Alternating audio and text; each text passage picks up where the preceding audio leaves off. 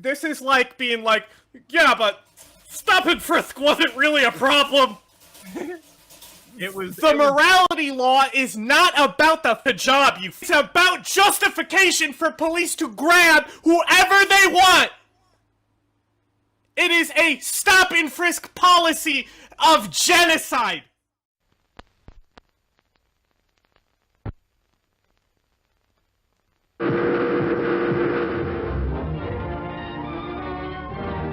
This is the U.S. intelligence agency, mind control. This isn't technically why communists should support Iran. It's why it says why Americans should support Iran. Ah, okay. Which is like honestly, okay, just gonna be honest. I think the last two polls we had from Comrade Casey, Mm-hmm. it was like, I think one might have been an Ethan Klein thing, which is like, Yeah. it's just all so recycled. It's so played out at this point. It's like a fucking Trump press news conference. He says this Iran shit every single fucking day. They repeat the same shit over and over and over. And I'm like, so today they had a fucking conference because they're doing the fucking peace plan with Rwanda and the Congo. Yeah, okay. You know? And South Africa wasn't mentioned! Oh. Like, Weird. bro, their fucking soldiers were killed, like, a few months ago. But they were, like, talking about how they needed to get Uganda in there. Because, or something like that. I don't remember. I turned it off because it was just him doing things like handing out pens. And he was really So, remember when Gaddafi tried to fuck Condi Rice? I think so. Okay, imagine that energy, but it's a reporter from the Congo who specifically is in the White House to glaze him and stuff for the press conference. And like, Trump trying to fuck? I ruined my political career by saying you're hot. You know? Wow. Every time. I shouldn't say it, but I'm going to say it. And then he gave her the coin, the Trump coin, was like, here you go, darling. Right? And she's like, I'm just trying to advocate for my motherfucking country. You know, Rwanda in here, fucking up my shit. I'm fucking real. And like, the U.S.'s position. So that's what's funny about this. I think that's going to be the funniest thing about this this settlement. And the only thing of value that was from the press conference today is that they said basically that because you're such a committed peacekeeper, we have faith that this time it's going to work, because they said that the United States has been, it's a 30-year conflict, right? Yeah. And then it goes back Belgian Congo, and then even before that shit, you know? Yep. It's a fucking cascade effect. But they were saying, since you're so committed to peace, this time it might work. And I'm like, I hope. But they were having a lot of, it seems like Trump was more like hyping Congo, right? Which is very interesting because the United States historically is backed Kagame regime.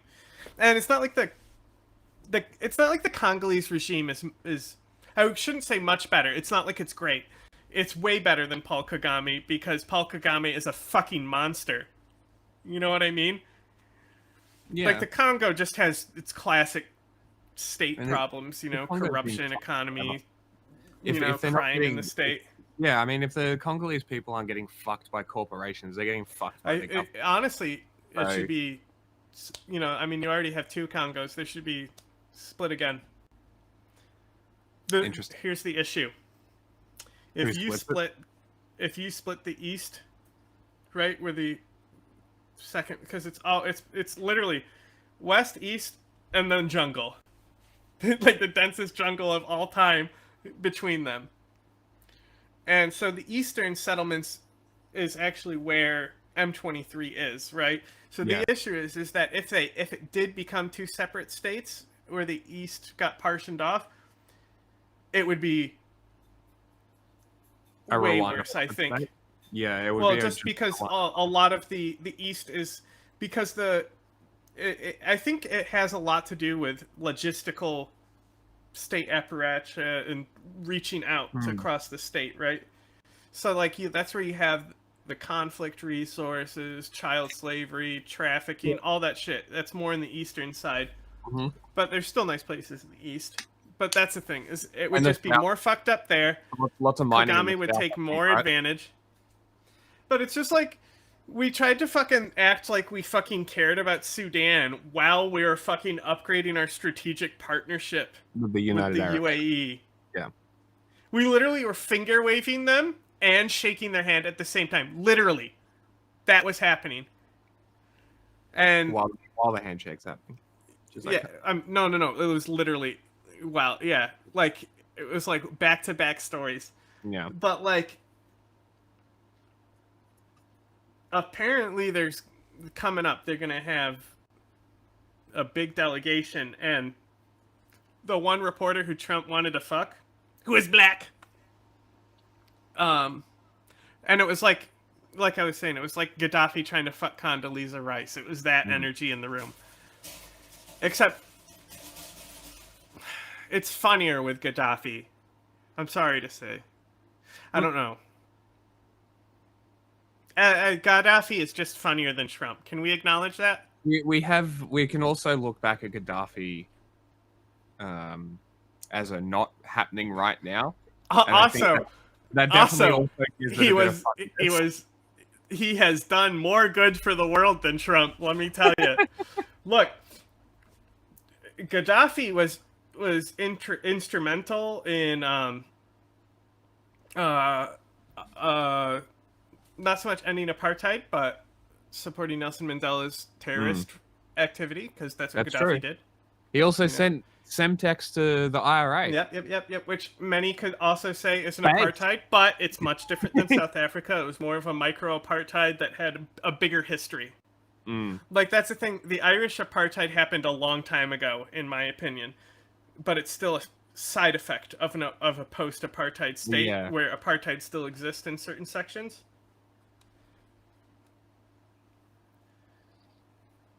Anyway.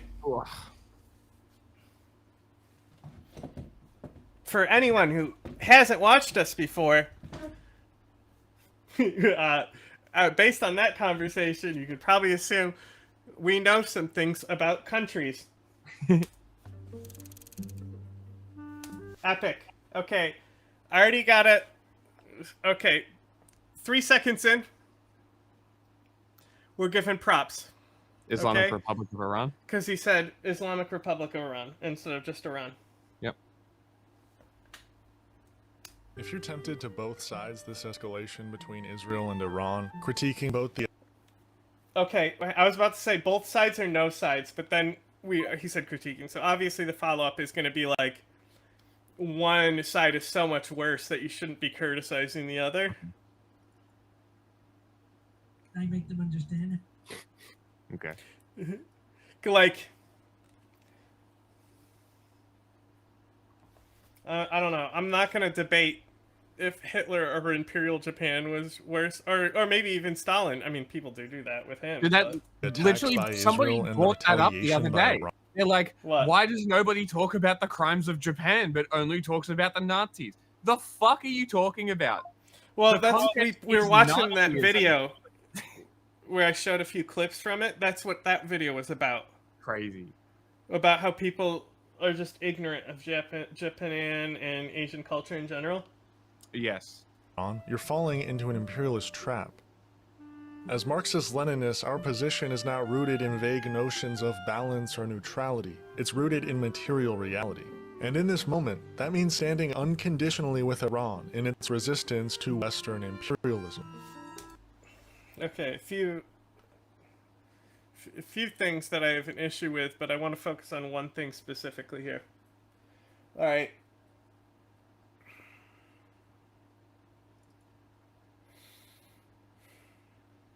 When it comes to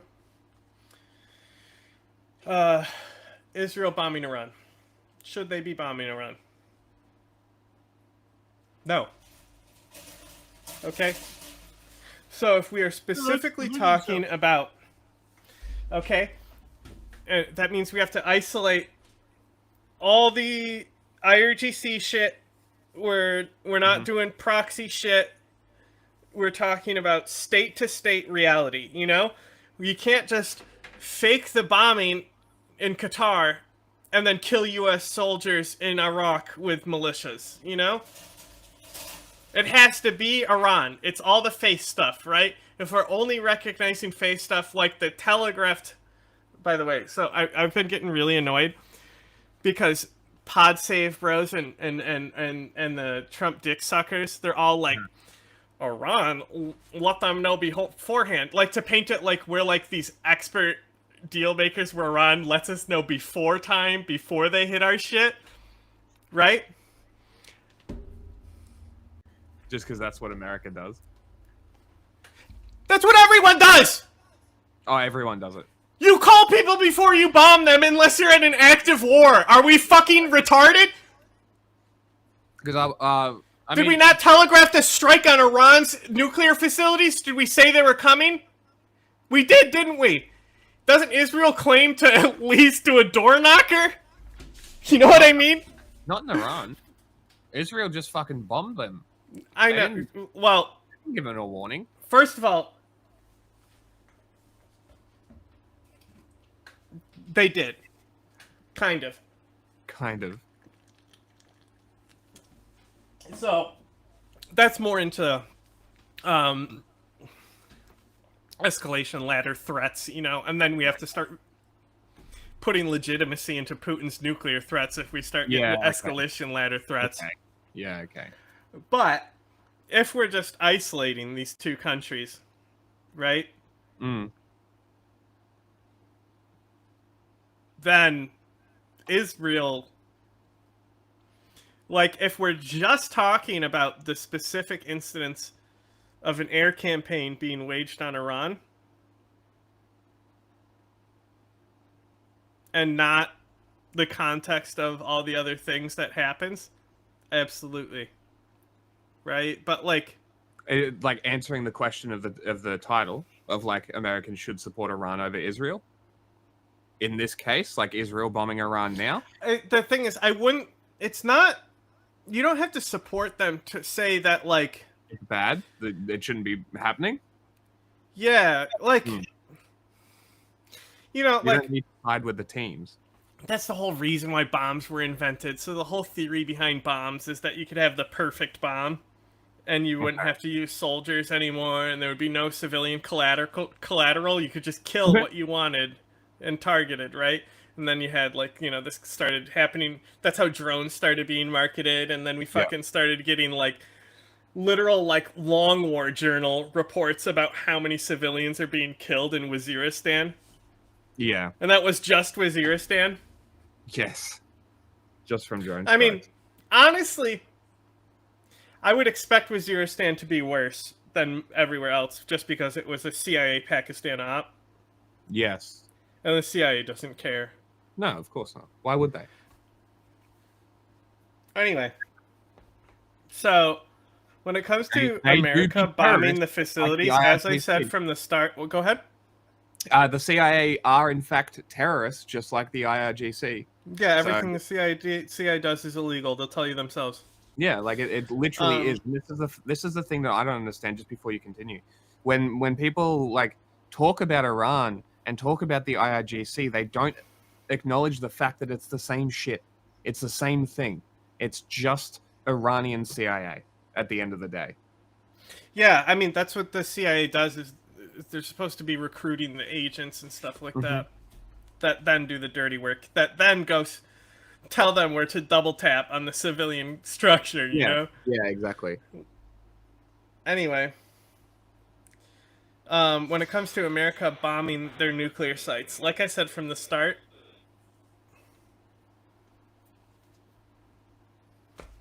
it's fucking Schrodinger's nuke. Yeah. Like, Like, if there was nuclear structure there that was being enriched for weapons, then good, I guess. And now they're definitely Like- going to go even harder towards a nuclear weapon. Like, I don't think this is going to I hate that fucking shit. Now I'm definitely gonna do it. Well, why wouldn't Shut they? up. Why wouldn't they? Why- Really? Like, because they can't. let's actually talk about it. Why Because wouldn't they can't. So that's the thing, is that the the uranium dust, because it's dust, it Mhm. still needs special transport, but that can be moved. Yeah. But centrifuges and stuff. And like I said, there's this Yeah. whole intelligence plot where they're saying there's another facility that's underground anyway, which could be false intelligence from Iran Yes. to hide their nuclear program. It could be false intelligence from Israel to give an excuse to continue the campaign. That's true. There could be And no it nuclear can be program an at all. excuse that the Americans later give to justify further bombing campaigns against them. Yep. But ultimately, though, like, honestly, it's the fallout from striking the nuclear facilities. That's what's fascinating. Because, like, the pivot that his base was able to do after contradicting themselves, Yeah. and then they made it about how the media is lying to hurt Trump because they don't, and they hate our military, right? I'm sure you've So- seen all the Charlie Kirk clips of him saying war with Iran is bad. Yeah, with no, the yeah, I've bomb. seen all of that shit. Hilarious. And then Also, they like- completely turned face. The thing is like the I mean, that's the thing is like, it's not necessarily that we've been at war with the IRGC, just like how we haven't necessarily been at war with many Iraqi insurgency groups, Okay. right? Like, so, like, there is, like, in the past, like, the, what is the fucking 12%er division in Iraq? The main Iranian militia. Not now, but back in the day. They even had the gold IRGC logo.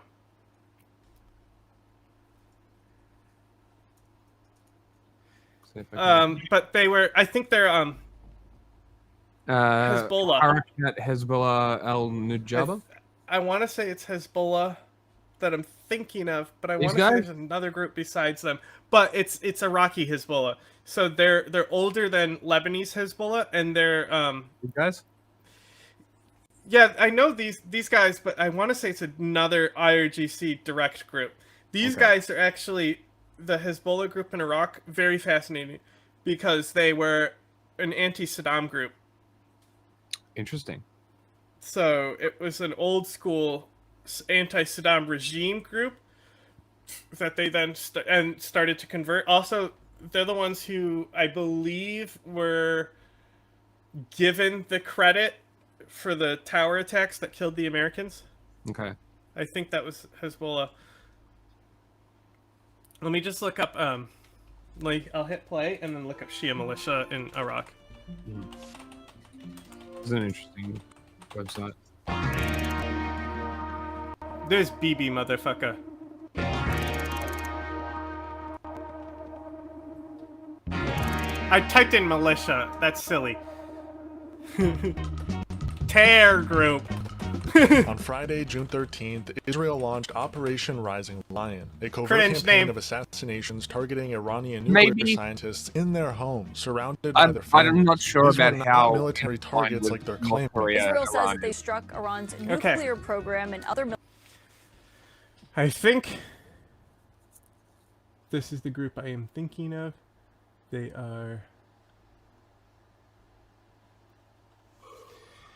Their name is Let me look up real quick. This is the group I'm thinking of. I need to see their other logos because I'm thinking of it. What? This got to be old, right? There's no way they currently have seats. They were rolled into the Popular Mobilization Forces. Interesting, interesting. Actually, let me look at Kataib Hezbollah. See their allies. Okay. Yeah, so this is what I was thinking of. It's these guys. One second. One second. One second. One second. One second. One second. See, they're called. Oh, they literally are called R. Yeah, Amazing. yeah. So this is different than the Hezbollah group. It's also irrelevant now, but some would say always irrelevant. But when it came to the main Iraqi insurgency that was like fighting the Americans. This was the big IRGC group, not the Kataib Hezbollah.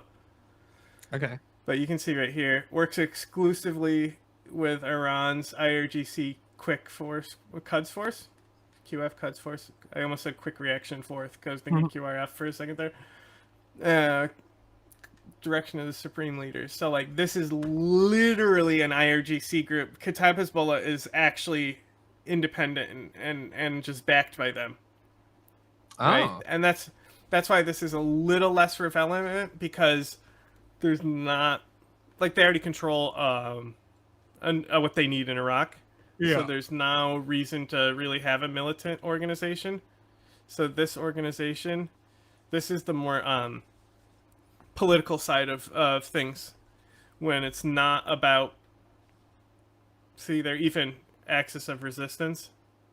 And like, look at this fucking flag, bro. Come on, tell me that's not the coolest IRGC affiliate flag. That goes hard. That shit looks like it came out of fucking XCOM or some shit. Are we for real? The wheat in it too? Remember when Christopher Hitchens said this was an atom bomb in Hezbollah's flag? Seriously? Showing that Iran... Oh my god, yeah. Me and Ace were laughing at it. But yeah, this is like the actual like political side of the see, like, even Iraqi National Alliance. See, State of Law Coalition. See, they're in the Fatah Alliance. You know, so they're still relevant. But these guys were much, much, much more serious during those days with America. They were very effective. Especially in like specific regions like Kirkuk. Fallujah? Not these guys, but the other guys. These guys were mostly Baghdad based. But the other guys I was just showing, they were pretty good at killing people. But you know, the point is that there's been conflict between Iran and America for a while that hasn't escalated. So I wasn't expecting these bombs to escalate either. And then Trump was able to spin this into like funding NATO and shit. So like, that's another thing, because I was looking at Ukrainian coverage. So earlier they were just like talking about how it was so obvious that everyone at the NATO summit was sucking Trump's dick, telling him how great he is, and like gassing him up and shit. And that's why they even like called him daddy, right? I mean, that's they figured out that all you have to do is fucking stroke his ego. The fascist thing out. There's a fucking iconic picture of the summit though that came out.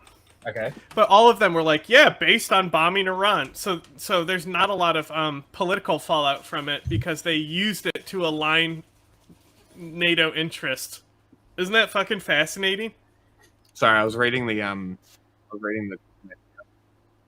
The what? the comment here. You're cutting out. Yeah, it's just this comment here. So Donald Trump took a...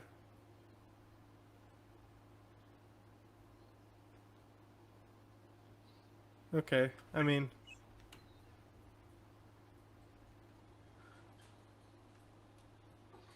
Kind of interesting. Okay, NATO homepage.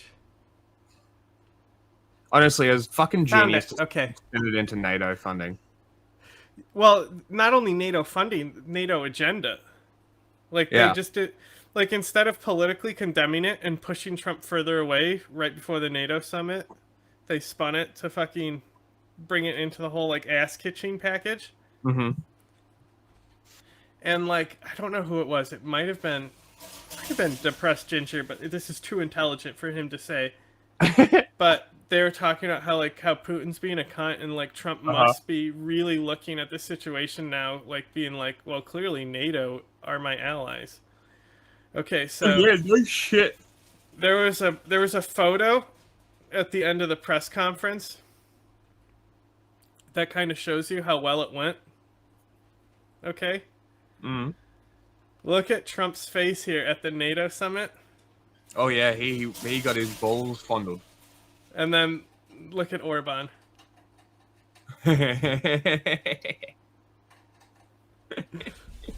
Oh, Maloney too. Italy just fucking gave Ukraine a bunch of shit. I think it was money specifically Okay. that they just financed a big thing, Hey, but it why might is have Zelensky been there? He's not a something part of else. NATO. Yeah, he also. They're saying he put on a suit. That is not a fucking suit. That is a fucking coat on a dress shirt. Yeah. Also, it looks so silly without the tie. It I makes agree. it makes the collar look taller on him. It does. But he put on a suit just so they could all come together and talk about how big, truly big Trump's penis was. Poggers! Wrong one. And then also him spinning to where bombs stopped dropping on Iran and Israel for like at least temporarily, even though they signed nothing. There technically is no ceasefire. They just verbally have agreed to not bomb. Amazing. Military targets. Did I Get not this put it- here. Okay. I must not have put it on. Oh, I did. Did I make them Alright. understand how big, truly big my penis is? 1 minute in, already how long? Hell, 30 yeah. minutes of We Side have now tangents? confirmed that top military Side leaders tangents? What and do you mean? nuclear He scientists gives more were context and targeted information in these about Iran than this guy's Speaking of entire which, video did you is gonna see give. Pete? Did you see Pete Hegseth calling his old coworker a cunt? No, that's great. He didn't say cunt, but he was just like, "You specifically are the worst. You're a bad journalist." But like, strikes. I Prime Minister Benjamin vehemently Netanyahu disagree. himself, Like, while that 30 defending minutes this that strike we that spent Israel on the took, first says this minute operation was honestly probably more context to Iran and the conflict than he'll give in the entire video. Yeah, but I mean, I'm sure most people watching this is going to be the first time they heard a ah. will continue for, quote, many days. This is all being justified by Israeli intelligence that claims to show Iran nearing the development of a nuclear weapon. This is the exact It's not the same exact justification, but it's similar enough. But what's funny about this is like they say they suddenly found an imminent threat. Didn't they start planning this bombing campaign 6 months ago? yeah, like they were practicing it under Biden. No. Israel. Oh. They've Petraeus and shit have done the. I mean, these bombs were designed to hit these sites. Yes. That's the whole point of them. But yeah, Yeah, Israel had like 6 months in advance of like all this shit, you know, like that they've been planning this like operation with Iran. I'm not convinced the bombs hit the facilities. I'm not convinced that they're destroyed. Oh, If they even exist. well, I mean, so it's funny because you even look at Petraeus's assessment, who's like the guy who ran the test, Yeah. the mock-up simulation. Did he say he's So- not confident either? Well, that's the thing is like you're asking like military guys to have confidence in something when they haven't Used it seen before. the bomb site. That Yeah. said, okay, they're over exaggerating saying the nuclear program is done or something like that, but like the site being destroyed. So like they didn't just drop them, right? They like did a whole Star Wars thing where they dropped them down ventilation shafts, right? Okay. And the bomb has the 2 triggers on it, right? It has a trigger where if it stops boring through concrete, it starts the timer to set off, and then also just a time switch with a pressure and everything, right? Yep. So they dropped like 12 in total. 6 on the specific site, I believe. Yeah, six planes, 2 in each, I think is what it was. But on the specific site, I think they dropped 6 on the main concrete facility. Yeah, that's And they dropped the other ones elsewhere. Yeah. So, like, I'm pretty confident that it's been destroyed, but that's not the real issue, because again, it's like, we know it's a nuclear site. They said it was a nuclear site. It's the funny thing of suddenly that they all had this shit, and now they're justifying it in post. Mm. Like, they even Tulsi Gabbard fixed her stance so she wouldn't get fired. Mm-hmm. And apparently, this whole Megan... leak that they're using to weaponize the press, that they're saying that they're going to investigate and arrest the person who leaked, came out of her department. I'm just saying. Justification She that led is to the direct the head of intelligence and indirect deaths of 3 million people during the Iraq War. What intelligence do you have that are... Bruv, the during the number just development keeps of a getting nuclear higher and weapon. This fucking is- higher every time.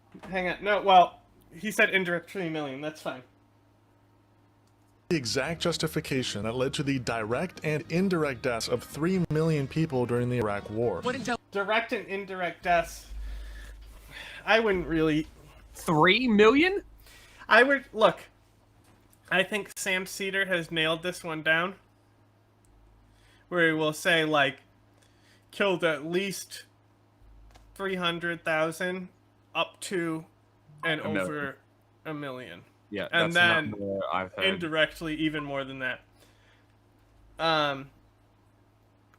But the thing is that what people need to remember and understand is that all that WMD shit was to try to get the UN to sign on to something they were never going to sign on to. And the US was going to do it anyway. Yeah. And like the UN was already going to do the fucking takeover until they got bombed by Zarqawi. Right? So the UN was still going to do the takeover regardless.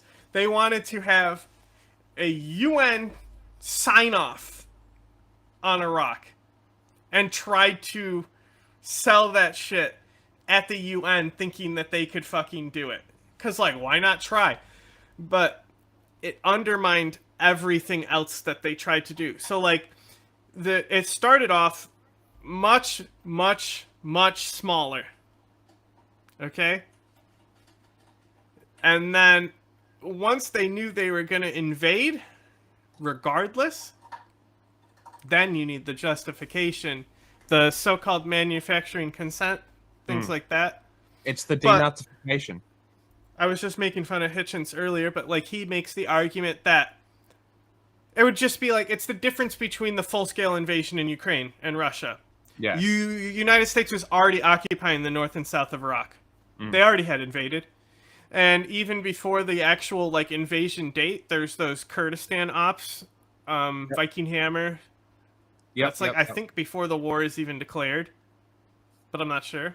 Let me check. Didn't the British Merc talk about Viking Hammer? No, he went in Baghdad. Ah, okay.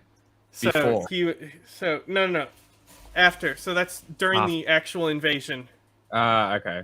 So the Viking Hammer was limited ops, where they claim that they destroyed the nuclear program. Sorry, weapon of mass destruction program.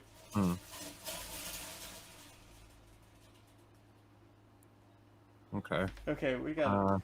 Nice. 2001 to 2003, US-backed Peshmerga. So yeah, before the invasion. Yeah, it's literally like weeks and months beforehand that, and that's like what starts our relationship with them. Yeah. And then now we fast forward to today, and fucking Barzani has, I mean, he's a fucking bigger dictator than the actual Iraqi president at this point, you know? And he doesn't even control the entire region. So he's a dictator in a micro region in another country, in his own micro region. Yeah. How much weight do we give to the Peshmerga allegations of Iran's involvement with ISIS there? This early stuff? Yeah. Okay, so the faction Specifically is Viking Hammer. Al-Ansar, and there's another one. It's like the September Freedom Movement. They got a fucking orange flag. Ansar al-Islam. Yeah, and the other one is like Kurdistan Muslim Heroes, but Kurdish it's an orange Salafist. flag. What is it? Kurdish Salafist. It doesn't give you a name, title name, group name. There is another one. You can't But say. I've Kurdistan defended, Islamic movement, maybe. yeah, stuff like, yeah, it'll have like an orange flag and shit. Kurdistan Justice Group, Kameli. There you go. Kamel? Yes. Kameli, yeah. Anyway, I want to read this in chat real quick. And Okay. flag goes hard. A flag goes fucking hard. Yeah, I told you it's like orange. It's like a red orange, right? That's Cool great. as fuck, right? And when an attempt at encouraging a multilateral approach like the Gulf War. Yeah. But like, I don't like. There's definitely. It's just like how, like, we could debate whether fucking migrants are being sent to concentration camps. Okay, but does that negate the how effective the rhetoric is when we say they're concentration camps? Exactly. That's exactly right. It doesn't matter. Like, Like, it you can doesn't be matter accurate while what the also exact using the things rhetoric. behind the Iraq War was. Everyone and their fucking grandma is looking at this like, we saw this already, bitch. Yep. Yeah, like the wool was pulled over the American people's eyes before. I don't think it's going to happen again. Americans are dumb. They're not that dumb. Some of them definitely are. Well, the Charlie Kirk's answer is just like, I support our president. That's Did my someone answer. Did someone ask you what the PFLP was? What is happening? PSYOP. Cyber warfare. Yes, we are information warfare. Anyway, now what I was gonna say is Ansar al-Islam, Yeah, fuck Peter Thiel. that Kurdish group. Yeah. That, you know, we could say that the Iran war goes back then, but I mean, it's funny because Iran are the ones that warned us 9/11 was about to happen, but they had to warn us through Russia because they refused to pick up the phone to talk to us. Aaron Schwartz was the guy that set himself on fire, right? I couldn't tell you. I think his name was Aaron. Might not be the same guy. All right, video. Hang on, I was pulling up a wiki page for these guys. Okay, Ansar al-Islam. This group. This tab? Found it. Okay, this group's fascinating. So this is the group, so you can see Operation Viking Hammer here, right? So this guy was the old leader. Okay, he was ousted by the Bush admin. Okay. Now, when it comes to jihadist leaders, this guy is like... I mean, I remember we did that one video where I said that they were kind of based, and a Kurdish Peshmerga wrote on the video, like, go fuck yourself! But, like, so, like, this guy has the quote where he's like, he says that, what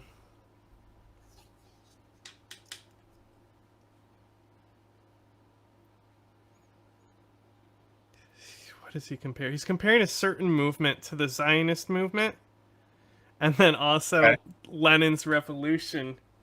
Okay.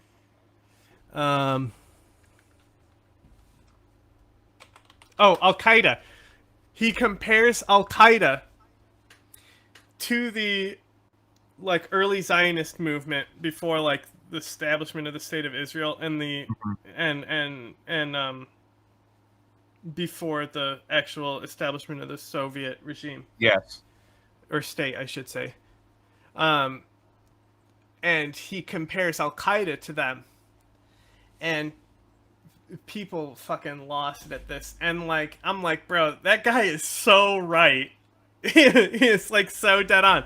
But this guy is literally, he technically would be what the al-Qaeda branch in Iraq was. Yeah. He didn't necessarily swear fealty or anything like that, and he's quite moderate. And let's not forget that while he was an Islamic radical in Kurdistan and had his ambitions in Kurdistan and things like that, he was also fighting Saddam Hussein. So remember that the actual allegations aren't just the WMD, it's that Saddam Hussein is working with al-Qaeda. And of course, they got this information through torture. We know this, it's a fact. But yeah, so they ousted this guy, right? And sent him to like the Netherlands or some shit. Let me see. It probably says where he lives right now.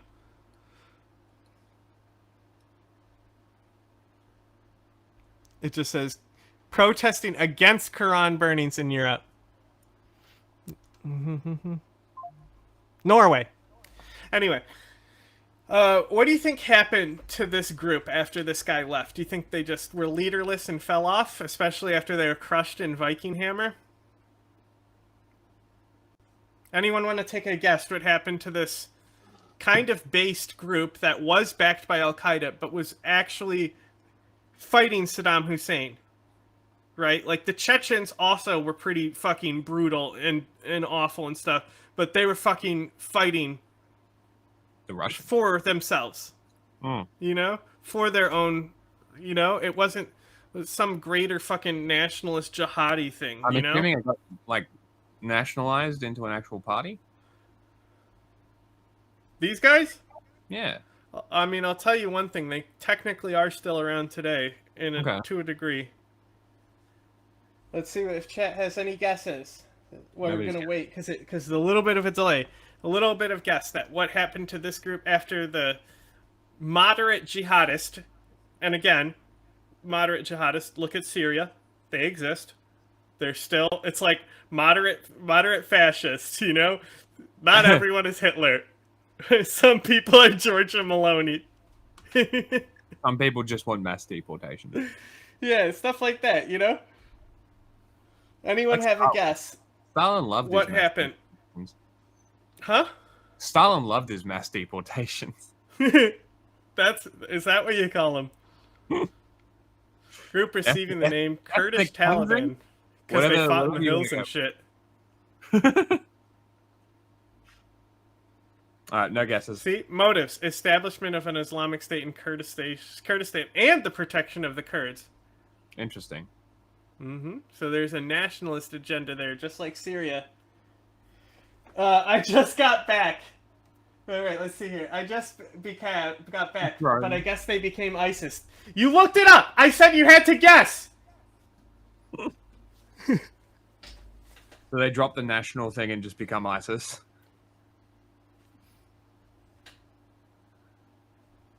Okay. They're one of the founding groups of... and we're talking about later ISIS. Like post-ISIS shit, right? So they have a sister group, okay? Their sister group was the other al-Qaeda affiliate in Iraq. They were much smaller. They got more important during the war.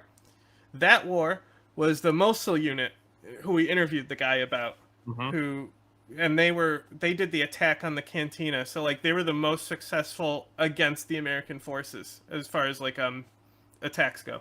Yes.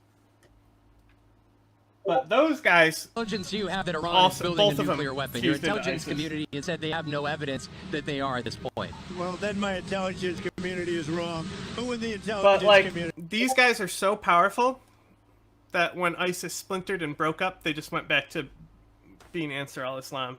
Your director of national intelligence, And Iran was... Tulsi Gabbard. She's wrong. The mountains crossed over into Iran. Okay, when we were chasing them up the mountains and shit, where do you think they retreated to? And by we, I mean we were trying to fire mortars, and the Peshmerga were moving too fast, and the fucking mortar teams couldn't keep up. They couldn't get mortars ahead of the Peshmerga because they were moving up the mountain so fast. Yes, they were fucking blazing up those mountains. I remember. I think we watched something about the. Was this the fight with the woman who has the statue? No, that's Syria. Okay. That's ISIS. Okay, this is earlier then. Okay. Yeah, this is Viking Hammer. Yeah. So those guys just went into Iran. Yeah. Like, this guy just went into Iran and then went to Norway. Yeah. Like, yeah, Iran was backing these guys. Guess why?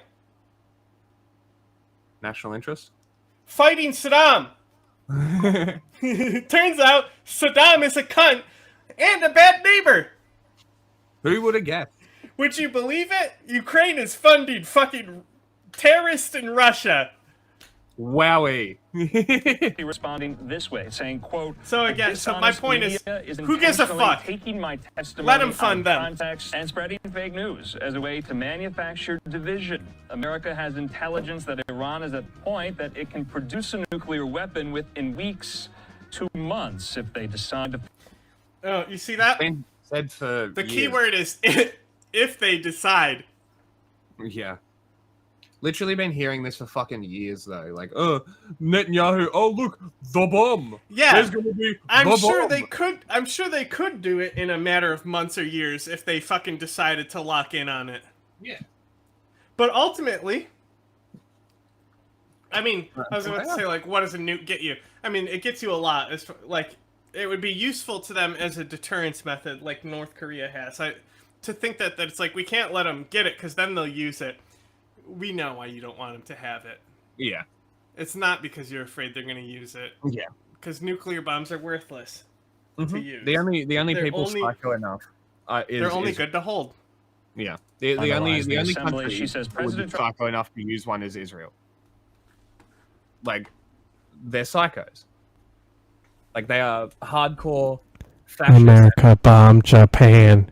Yes, but that was World War II. Like, we're not talking about World War II. That was before everyone had them. The demonstration of power of the nuclear weapon. Like, I'm talking today with North Korea and shit having we nuclear showed weapons. how big, truly big our penises were. I genuinely. Okay, so we're 2 minutes in now. And I agree. So Like, I genuinely would not on expect social media saying Kim she the Jong-un president. to Shut up! use a nuclear weapon offensively. I would not expect it. I would not expect Iran to use a nuclear weapon offensively. Israel, on the other hand, I imagine. I'm sorry. In my head, I'm just imagining like a Bugs Bunny blimp, like delivery system for his nuclear bomb. that would be very funny. Just send it But on like, one of those like balloons Trojan from horse China. style, where they try to make it not look like a nuclear weapon blimp. Agree. The Islamic Republic of Iran responded with unprecedented force. Have a big In a nuclear single night, symbol it on the delivered side more with a big destruction to red Tel circle Aviv than across Israel has seen in Bro. decades. Yeah. Are you aware how many fucking strikes Iran has actually hit Israel with? Actual landed strikes? I'm gonna say it's maybe a dozen, maybe 20. Not even close. No, interesting. No, it's like getting to the hundreds. Oh, like landed strikes. Bro, like dozens a day. Epic. They were hitting at one point. That's why it was blowing my mind. Because I said, when Israel started bombing Iran, I said, I don't think Israel would do this unless they really didn't expect Iran had anything to respond with, you know? And I would think that too after we saw them do that response almost a year ago, where everything was intercepted except one bomb that killed a Bedouin or something. But, you know, we're getting these things like the hypersonic interceptions in space and shit. Yes. Insane how much they were holding back. Which maybe could give some credit to Captagon. I'll tell you who's Captagon. I think I think there's a big Captagon epidemic in Gaza right now, by the way. Oh shit, really? Yeah, because it's like just offloaded from these like old stockpiles and shit. Wow. And it's Fucking like insane. implicated that probably Israel is the fucking flooding that in there Yeah, instead of food. Yeah, like the reasons for justifying nuking Japan. The more that I Nope, we look can't get into into it- that.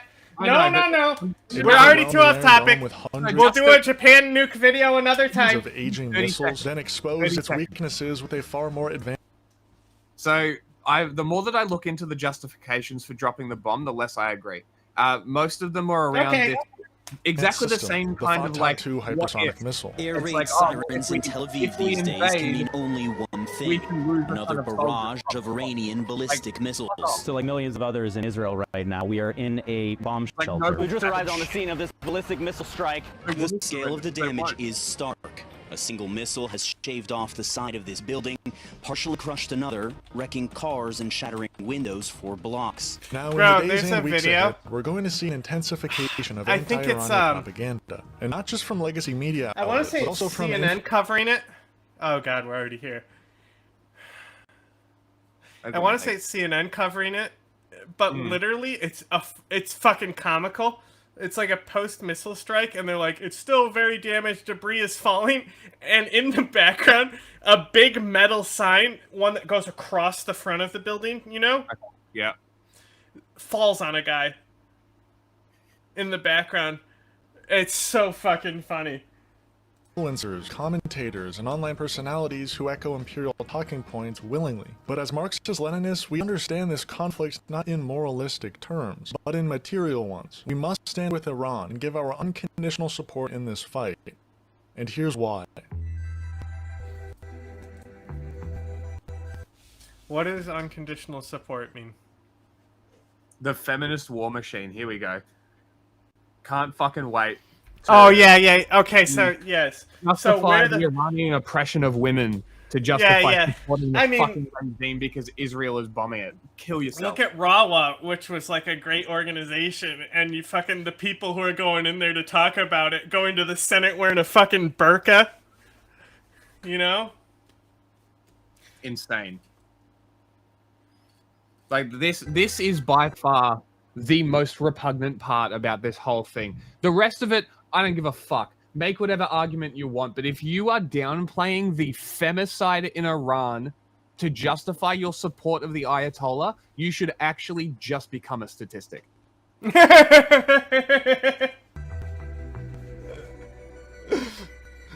Iran only appears. Hey, guess what, Jack? I got. We need to get a Fox News alert sting that I can fucking be super annoying with. It's got to be more annoying. It's because you know. Oh, bro, I got it. You know what I'm gonna do? Make it You one know of the those Taco videos- Bell bell? Oh my god. I'm gonna do that, and I'm gonna fuse it with the Fox News alert. Amazing. So like the little ting at the end of the Fox News alert will be the Taco Bell bell. Amazing. Just make Anyway. it one of the videos that you can pop up when you press D. That'd be perfect. Oh yeah. That's what I've been doing. Is I'll have them in a folder. Okay. So when I D it. Anyway, you see this? Remember what I told you earlier? See this? Nope, not that one. No. I'm trying to do it. It's because all the screens default to the letter J. It's hard to see which screen is what. You want this one? Yeah, look at that. Followed you. North Star Radio. Nice. Look, man, you're jumping a little ahead of yourself. Okay, you just saw feminist machine, and you're immediately going to. No. I was saying if. Look, if this is your I'm gonna give him the benefit of the doubt. Okay. Well, I am as well, but I've heard this narrative. I have a much theory. already. Go on. I have a theory. What he's specifically gonna call it is just hypocrisy. Okay, I hope that's all it is, because I would agree, right? The Israeli, and this is the thing, right? This is the thing. We've been talking about this for a while, and I'm sure that Israel's been on this narrative trend for a little bit as well, but like to weaponize the treatment of women in Iran as some kind of like reason you should support the regime because women have like 70% in STEM or something. Like, are these really the justifications? Oh yeah. Like, come Well, the like, fuck on. one that I'll see when I've done like intel work inside the IRGCIO network. I don't remember exactly what it's called, but like there's another, like with the Taliban, they had a Vice and Virtue as one of the cabinets in the government, right? And so like Iran actually has a cabinet that is like women's affairs. Is it all men? No. It's actually I believe the elected representative is a woman. Okay. But I haven't looked at it in a very long time. But What do you think they do over there? Do you think they improve women's rights, or do you think they specifically I'm might gonna be say behind a specific type of woman on the street doing a specific type of thing? And we're not talking about prostitution. Quite the opposite, really. Prostituting yourself for the regime. Anyway. But yeah, they'll make that argument where it's like, we care so much about women, we have an office of women, which is like, you know, they try to kind of like make a similar argument to like the SDI or a autonomous admin of North and East Syria. Yeah. You know, where it's like anything that they have, there has to be a jinn, which women type function for it. It's that type of thing. Except it's easier to make the "we care about women" argument there, considering there's very much so. A lot less comas. Yes, or undercover police beating people's like, heads on car doors and shit. Again, like it just like the easiest thing, and I honestly hate when people do this, but the easiest thing to point to is just how in bed we are with Saudi Arabia, and the actual fact that if the places were switched, right, and the Iranian government came to run Saudi Arabia, like a wife swap, but government, right? Rights would improve in Saudi Arabia if it was the same law system for women. Don't forget that. So when we talk about how bad women are in Iran, or how bad they have it in Iran and things like that, human rights would improve if you lived in Iran as compared to Saudi Arabia. Of course, the determining factor of how much rights you have in both of these countries is money. Yes. In Western media when the Pentagon needs it to. And when it does, it's never about truth. It's about manufacturing consent for regime change. The same goes for any so-called adversarial state. The American public doesn't... Okay. Oh, Russian apology.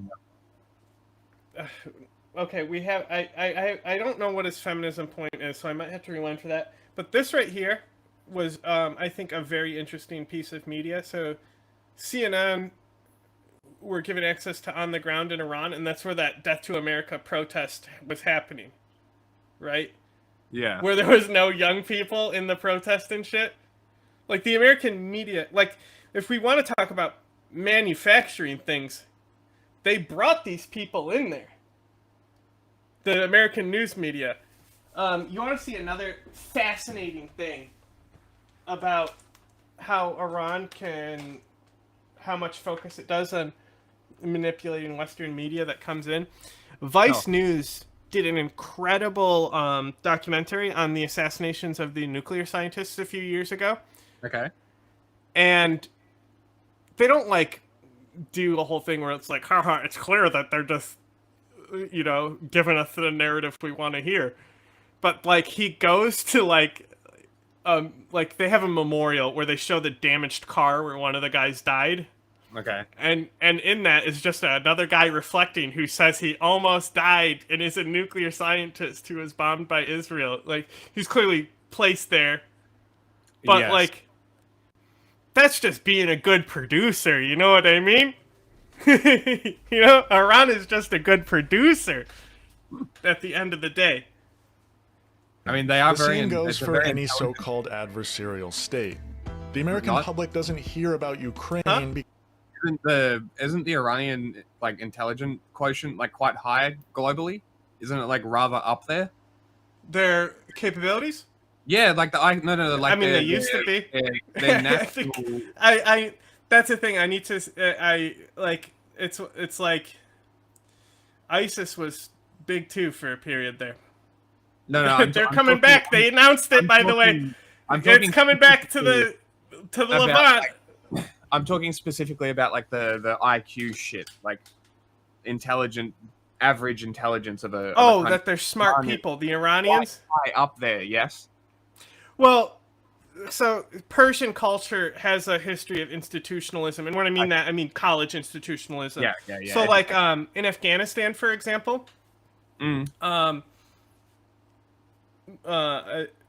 more people speak Pashto, right? Yeah. All the government speaks Persian because it's the language of the intellectual and the elites there. It's Yeah, the and Afghan from Persian, right? That's from the Persian Empire. Yes. Yeah. Yeah, But it's still, like, lingering. even there, it's kind of like how, like, some places where it's like, oh, the intellectuals know French, stuff like Yes. that. Yeah, So, yeah, so, like, Persian does have a reputation for investing in universities and institutions. Like, Persia has historically built up a very good curricular system. Yeah, okay.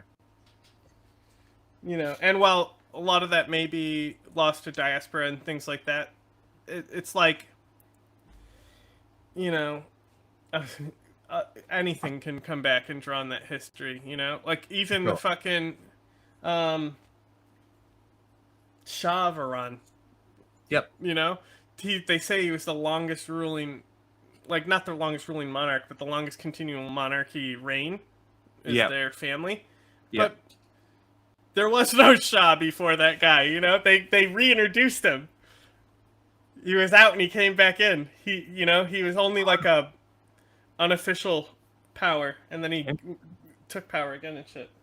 Because the media cares about Ukrainians. The American public doesn't hear about Iran because the media cares about Iranians. Americans only ever... Okay. There's two reductionists here.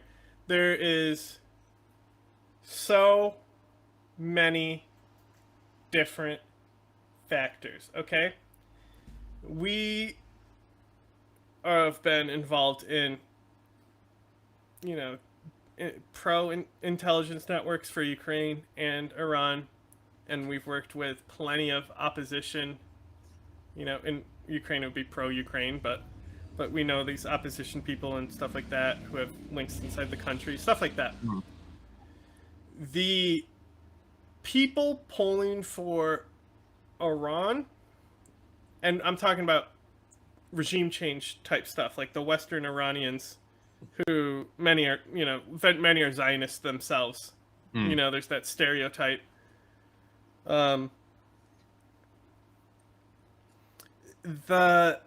It's like Armenia, right? Like Armenia, their entire policy was to get diaspora to raise situational awareness and bring money back to Armenia.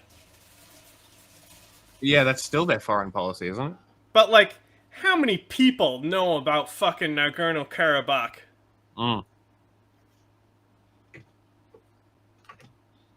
It's a good question. How many people are aware of what happened? Put into it, right? It's just not comparable because Ukraine has things that the Iranian public doesn't. Okay?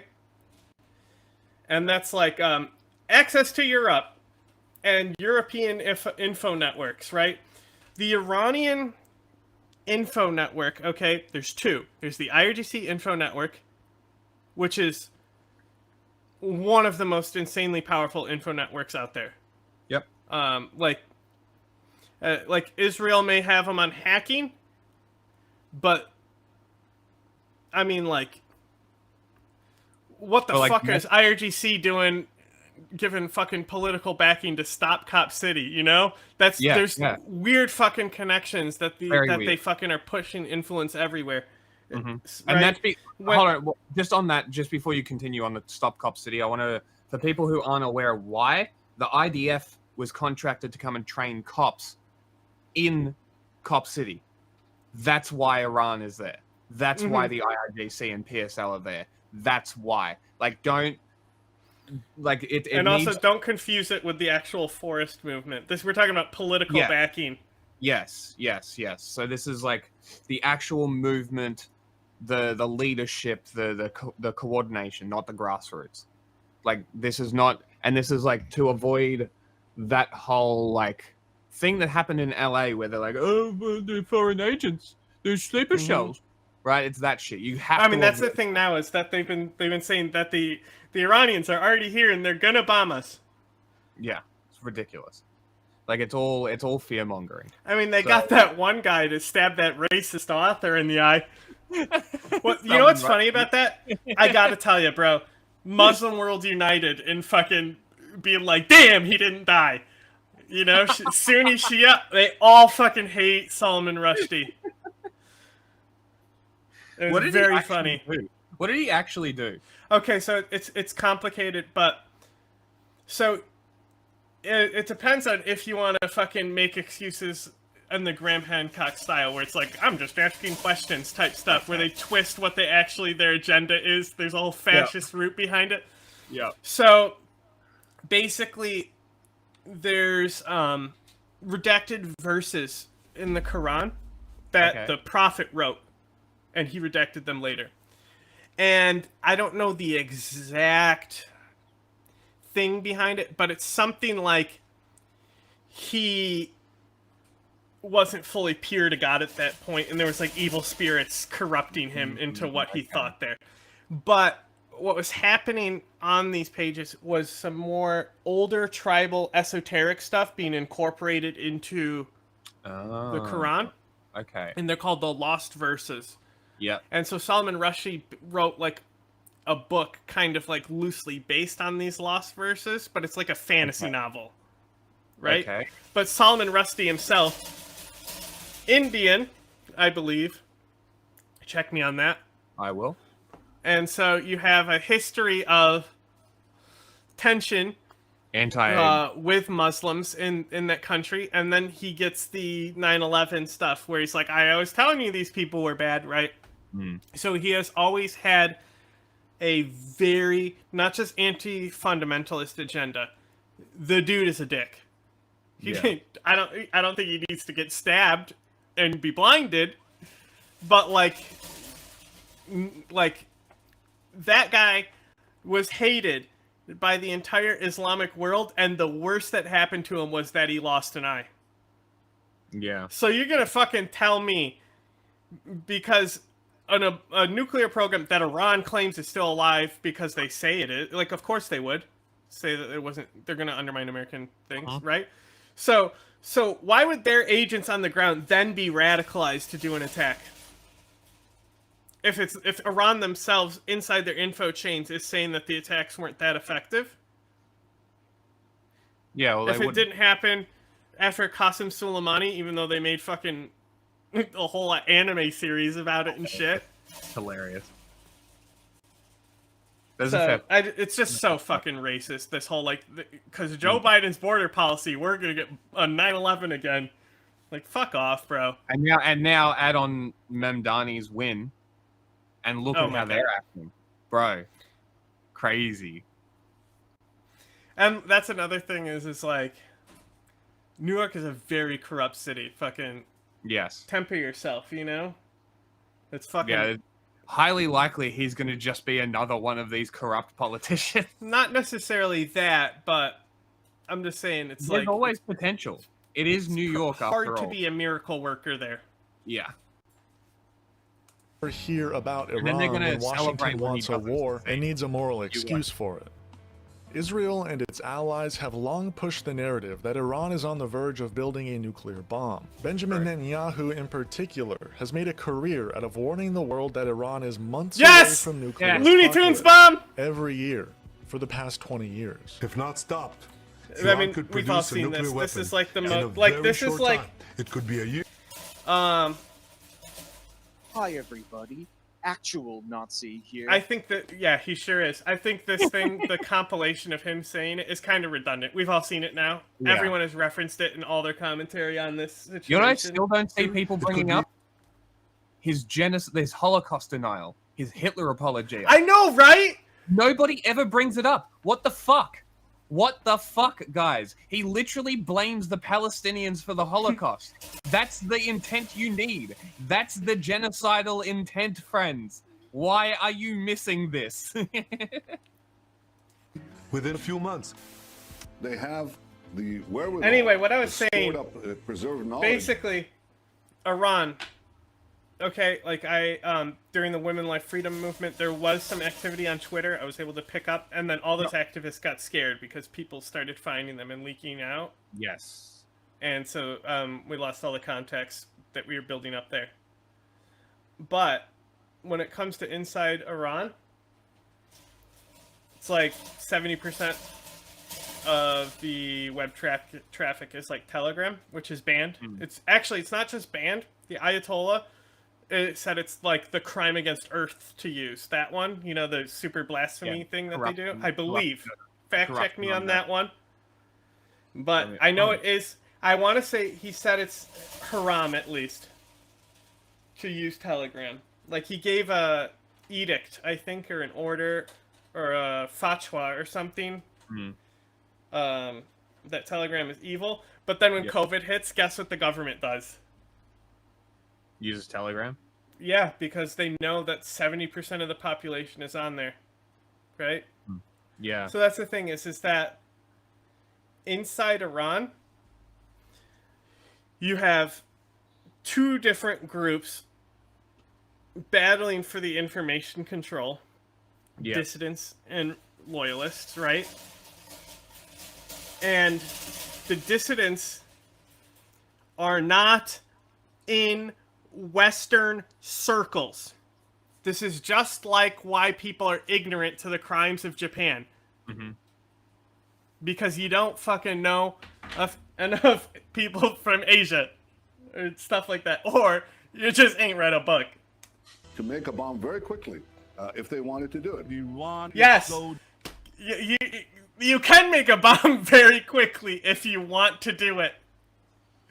The thing is, like, I really think if they really, like I said, it could be there, it could have been there, and now it's gone. Just like how there could have been sarin in Operation Viking Hammer. Dick Cheney will tell you, we actually did get those chemical weapons. We got the WMDs. Before the invasion, Dick? Like, he uses it as a post-invasion justification, even though they shut down the supposed program beforehand, and the group was fighting Saddam. Who gave chemical weapons to him? Britain. Dangerous. Weeks away from having the fissile material for an entire arsenal of nuclear bombs. They're very close. They're 6 months away from being about 90% of having the enriched uranium for an atom bomb. Again, Iran the is reason why they're continually in limbo is because they're not going for it. The whole point is just like, I could run real fast over there. I could run. I could probably get there and back in under 2 seconds. Okay, anyway, back to the video. to produce 25 bombs, atomic bombs a year, 250 bombs in a decade. Okay. Ladies and gentlemen, Are you certain that's the right math? is running out. Iran will be capable of producing alone, without importing anything, nuclear bombs. Who's within this guy? 3 to 5 years. But fear alone doesn't move liberals. So how exactly do you get that crowd on board? Well, you tell them it's for women's rights. When I grew up in Iran, I was born in 1958, so it was, in a way, the good old days. Brother. This woman has interviewed Sirajuddin Haqqani and, like, asked him some pretty fucking pointed questions to his face. Wait, this is the CNN anchor? Yeah. Wow, that's the example you bring up? Well, her specifically, because she's gonna be, I lived in Iran, Iran sucks. But, like,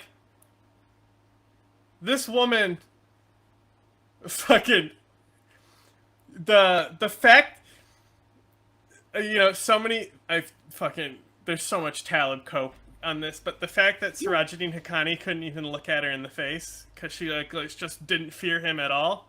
Yeah. Like, this woman got some, like, fucking G credentials, bro. If you want to assume that under the Shah and the development and the progress that he brought to Iran were the good old days, for women, they were. Because women were not forced to wear the hijab or the chador, women were given gradually increasing roles in government, in administrative positions, in the workforce. Okay, this is dumb, because there's women in the Iranian government. They're the ones who beat the girls on the head with the sticks. They're the ones. Women were always able to drive and You know- able to go out. You know who also did this. ISIS. They had a morality police as well. Without their husbands. That was deeply affecting to me because I never assumed ever that because I was a woman, anything was off limits to me. In 2022, Iran dominated Western headlines after protests broke out. Jizzing. Off limits to you if you're a woman. Not all women, but her specifically, you know, the kind of woman she is. In response to the can't make the chunky dick snot. Death of Mahsa Amini. These are the videos Iran doesn't want you Jinnah money to see.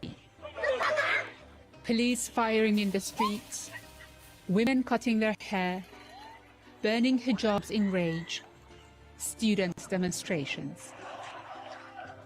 People have taken to the streets across Iran, angry. Wasn't Jinnah her Iranian name? Jinnah is her Kurdish name. Oh, that was her Kurdish. She didn't go by Masha. Okay. I was mixed up. That's okay. You know, I don't even know if that's how you pronounce it. Masha, Misha, Masha. I don't know. I don't use it. I heard Masa, but I always say Jinnah Amani. Yeah. No, I do as well. And even Amani, that's not necessarily the correct pronunciation, Yeah, the government. but like pronunciation is secondary to getting the name right. Yes. Like you can't sit here and make a video criticizing the media's framing of Iran and not even know the actual name of the girl killed because you're using the fucking media quotes that were fucking Persianizing her name, because even in the dissident network that the media works with, Persian nationalist. Yeah. So you don't even know the girl's name. Nobody knows the girl's name. Right? Yeah, very few, yeah. It's very hard to look at a position like this seriously when you just like throw that in there. I mean, not to mention, let me see if I can get her name right. Who? It was Nika, not Nina. Nika Shakaran. Oh yeah, the girl who was thrown out the building. The 16-year-old after she died, I think, right? She was already Yeah. killed, and then she was thrown out the building. Something Yeah. like that. Yeah, She might have been that one sexually that one brought a assaulted lot of as well. attention, I'm not sure. only because of like her story, Mm. like but I believe because the K-pop idols got in there because she was Yeah. Yes, she was a K-pop. fan. Yes. So that amplified her too. Blunt force trauma, according to a document, Iranian document leaked by the Normally BBC. how it happens. Killed by security forces that had taken her captive after she fought back while I being believe they also- assaulted by her captors. I was correct. I believe she was actually also. correct. I believe that the teenager that we're talking about, I believe they raped her as well. Yeah, that's what I was reading. That's what I was reading. yeah, I was yeah. just double checking because I said I'm pretty sure she was sexually assaulted as well, but I wasn't sure. And Yeah. yes, that seems to be the case. Mm-hmm. According to this BBC article here. Basiji, or it doesn't say specifically. I'm not sure. I'll bring up the article. Because like, it's the same thing with like the PMF and stuff. Mm-hmm. Like, the more connected to the government the forces are, Yeah. you know, it's normally the loose cannons are the militias. They just send in to eradicate villages and stuff. Yeah, body was found 9 days later. Government claims she killed herself. We put reports out. The reports. So, like, allegations for to the anyone who Iran doesn't government. know, They didn't they respond. tried to stage her death. They went to a Yeah. building that her cell phone was pinned to beforehand, and then they threw her off the building and said she jumped. Yeah. The report summarizes a hearing on Nika's case held by the IRGC, the security forces that defend the country's Islamic establishment. It includes what it says are the name of her killers and the senior command who tried to hide the truth. It contains disturbing details, events in the back of an undercover van in which security forces were restraining her. Yeah, that's One right, of it was in a the- van. One of the men molested her while he was sitting on her lap. Despite being handcuffed and restrained, she fought back, kicking and swearing, an admission that this provoked the men to beat her with batons. And that's So- probably what caused their head trauma to kill her. Yes. Yeah. So when we're talking about women in Iran, if we could avoid downplaying what the regime does, that would be fucking great.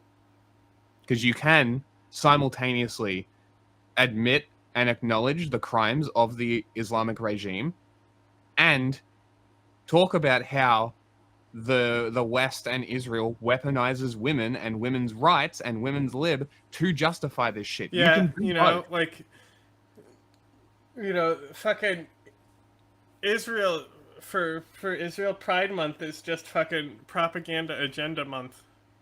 Yeah. You know, they're like, we're the only country in the Middle East where Ubisoft still changes their logo. Nobody changes their logo anymore because fucking rainbow capitalism is dead. Yeah. No, I found a guy who had changed the logo, and I was like, no fucking way, you also changed it. Happy death to corporate Pride Month. Because it's like, great. Now I know that if somebody has one, that it's genuine. You know what I mean? Mm-hmm. It's dead. It's great. This is great. This is really good. Anyway, video.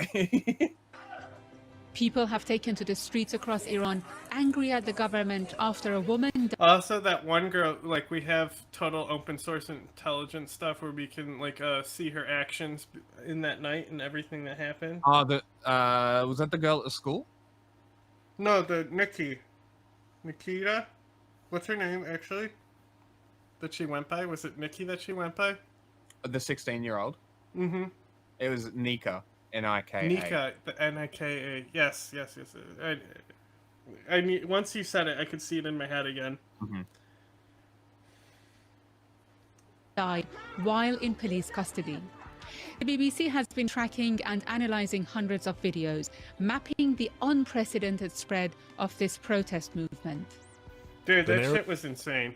It was nuts, and nothing happened. They didn't nobody capitalized on it. If they really wanted fucking regime change, you want to know why? Because they're fucking Israel's too busy fucking trying to fucking get Kalk to be a thing. Kalk has never been a fucking thing, bro. Like, they're over here fucking funding these fucking, like, Baloch and fucking Sunni insurgent and fucking old school commie groups where all the good communists have already been fucking killed by the regime, so now it's just LARPers who don't go outside to get caught. You know, they have done attacks. There's videos of them doing attacks, you know, especially rifle attacks, things like that. But the point is that they're not a thing. They are not a fucking force that is gonna rise up and do regime change, right? Meanwhile, oh my god, those protests where it's like fucking literal, you had actual fucking, you didn't have for a while the whole like Persian national crackdown on it that was dividing shit, because that's the thing is Iran is just ethnic groups in that fucking northern territory where those protests are going on. Mm-hmm. And if you don't fucking start dividing the protest with your nationalist sentiments, oh boy. So like, of course nobody did anything because nobody had the intelligence assets in place to weaponize it, and Iran has plenty of assets in place on using information to fucking destroy things. Like, even the whole, like, green gas thing. Like, they used a green chemical weapon, right? That was like it is a riot control weapon, but it's like Israel uses some of them. They're like vomit. Chlorine? No. That's the whole thing. Is that they started pushing it like it was something like a nerve agent, and started saying sarin was here, which is colorless, and if you encountered it, you'd be dead. Like, the video is literally a guy able to walk through it, but it's like the nausea stuff that Israel will use. It's an anti-riot munition and stuff like that, but like, that whole disinformation thing was just around them using these advanced chemical riot munitions on protesters. Yeah. They put out that it was sarin themselves on a bunch of copy pastas to just completely destroy the legitimacy of the claims that they were using any munitions. Right? Like, Iran has that shit on lock. They know how to divide organic movements in their country and all that shit. They've been doing it for a long time. clicked instantly. The hijabs, the morality police, brave women standing up to the regime. It was a perfect storm for propaganda. A case study in how imperialism cloaks You would itself. think, if we are about to fucking argue that actual fucking propaganda was actually made out of this and capitalized by these fucking worthless... Oh my god, bro. Honestly, I fucking wish Israel made fucking hardcore propaganda about this shit. I fucking wish. Feminism to push. It's just something they fucking bring up every time, along with, like, we're Jewish, and that's why they hate us, by the way. It's just a fucking throw-out thing. It's Masha Amani, it's a name that they just throw out just to be like, Iran's evil, remember this lady? That's it. Nobody fucking knows about the fucking... You remember the fucking, it was the actual, like, burial, the funeral procession? Yeah. Yes. Nobody knows about that shit. No. Have you fucking seen anyone fucking do that shit? I'm sure if I looked it up, Washington Post, CNN, all these people did one article on it when it happened. Did it stay with people? No. You want to know why it didn't stay with people? Because nobody was trying to make it stay with people. Yeah. You look at fucking Trump up there every day, they're doing the narrative that, like, this is the fake news. They took one sentence from our report out of context that was leaked, and we're going to kill the leaker every single day. It's very easy. Like, you can't make a video and then talk about, like, he didn't actually say manufacturing consent or anything like that. Because I know if he did that, I would... He did? He has said it once. I thought he said something along the lines of it. I said it. I know that. No, he definitely said it once. Okay, He never definitely mind. said it once. Anyway, but it is about manufacturing consent, whether he said it or not. But you can't fucking make it and then go to the fucking women's life freedom movement in Iran, which, by the way, was fucking hijacked by Persian nationalists. I have to pull up a video. Regime change. Now, to be clear, issues exist in Iran just like they do everywhere else. But the coverage at the time was opportunistic, shallow, and wildly exaggerated. I wish there was, like, widespread coverage actually pushing this shit. I fucking wish. Died in the in Iran. You know who has the money to fund a few protests against the regime? Who? The Persian nationalists. Wow. Wow, it's crazy how this entire agenda took away this whole, like, Kurdish identity from her and made it into, like, hijab law is bad, when the chant in the street was, I will kill the ones who killed my sister. Okay? It wasn't, please step down, Ayatollah, your policies are unreasonable. It was actual revolutionary fervor. You're 100% correct. Yeah. Here is the list of victims. And that's the thing. So, like, I literally, when it broke out, I was literally like, whoa, we might see regime change in Iran. Because I was expecting these states to actually have competence in their intelligence work to be able to actually maximize shit. Like, the fact that now they're coming around after they fucking decimated the IRGC and all this shit, and now they're saying, we're gonna do regime change now. Now?! 3 years too late. Like, bro, where were you during the COVID protest? You could have done it there. You could have put the assets in place during the COVID protest where you actually, like, were having fire bombings and shit. And then your assets would have been in place for the next protest that happened a few years later. And wow, you could have done what you wanted to accomplish. It's almost like they don't actually want to accomplish something about the regime change there, you know? Because, like, if, you know, like America, if they wanted regime change, you know, like, they could just, you know, hire a food company. Yeah. So I just want to point out the sources here. I'm not sure what HRANA is. Iran Wire, Der Spiegel, Amnesty International. Wait, what is it? HR. It's Human Rights Associations. Something. North America. Okay. I'm gonna And guess. then CRI are all sources for this list of people who died. Yeah, in many protest. of them we were able to see die too in the footage. Yeah. And Gunshot we wounds, looked at all of them. beating. We. I mean, this is right when we launched our first page. Mhm. I mean, we capitalized on this. I mean, We didn't capitalize from it, but we don't discount the locations either. Look at how many locations there are too. This was not isolated. This was countrywide, and there are lists of victims. You are justifying police brutality because you are so anti-US that you are susceptible to alt-state propaganda. That is what's happening here. You are so susceptible to propaganda because you are so anti-US. You live in an unreality, and this is the problem. Like, it keeps going. I'm getting close. In my Keep going. Found the video I was looking for. Haven't stopped yet. Still going.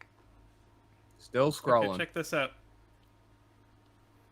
Women Life Freedom Movement. A headshot. Suck my fucking dick, women life. Who were we? We were watching somebody. It was like, I think it was even on Fox News, where he fucking said it in Persian. Like, go fuck yourself.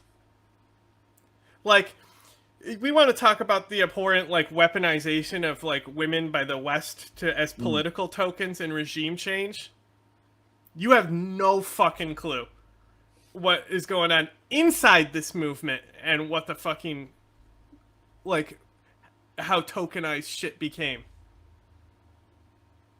After Friday prayers, the police shot him in the head and heart in front of the police station opposite. Yeah. So that one, that's Balochistan. I remember that one. That one was very fucking. So like that was the first big event that happened in that side of the country. 29th of September. And it was massive. The response that happened. Look at all the deaths. Look at all the deaths from just this area. Yeah, the response from the Baloch were fucking massive. On the way home from Friday prayers, he was shot in the heart. Like, yeah, come on, dude. I remember the video too, clear as day, where they're like it's not him being shot, but it's him on the gurney and them pulling him out and shit. I remember all of this. I remember all the videos from like so many of these deaths. Not shot all in the 200 of them, but like specific ones, wounds, obviously. Shot in the chest, 2 shots to the neck, all in Balochistan. These still all in Balochistan. Outside a police station, gunshot wound. Died from gunshot wounds, metal bullets aimed at him. His family had to keep this secret and was threatened. Like, come on, man. Also, is this guy anti-death penalty? I would assume. Okay. You should not support Iran purely based on your anti-death penalty position because they are the largest per capita state executions on Earth, only beaten by China in raw number. So you should not support them simply based on that position, let alone everything that we've spoken about so far. The list still goes, by the way. It's 400. It's 422. I wish there was a way to, like... Here, if I send this link to you, can you make that as big as possible? Because you can't, like, full screen Instagram No, videos. it doesn't work on Instagram. Yeah, just how big can you make that video right there? Pull that up. Let's watch that real quick about the Women's Life Freedom Movement. This video fucking rules. Come on. باشه میدونم که نیست ولی تو مسیر انقلابیم به زودی حال هممون خوب میشه زیاد وقتتون رو نمیگیرم این ویدیویی که میگیرم به دست 2 نفر برسه یک خانم فرح پهلوی اگه اشتباه نباشه باشه 2 آقای خالد عزیزی یکی از سران حزب دموکرات از خانم فرح پهلوی میپرسن که معنی زن زندگی آزادی چیه؟ ببینید خودتون. زن زندگی آزادی. خب زن همیشه در تاریخ ایران مهم بوده. زندگی هم برای که زن مادر بچه ها رو به دنیا میاره. Move it. Move the things. So I was just saying pause it. So she's like, women like freedom. It's important because women have children and gotta clean the house. I fucking kid you not. Look at the screen. That's literally what she's saying.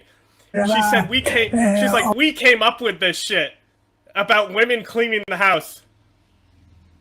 آزادی هم که خب الان اینا با تمام شجاعت آمدن و این شعارها رو میدن.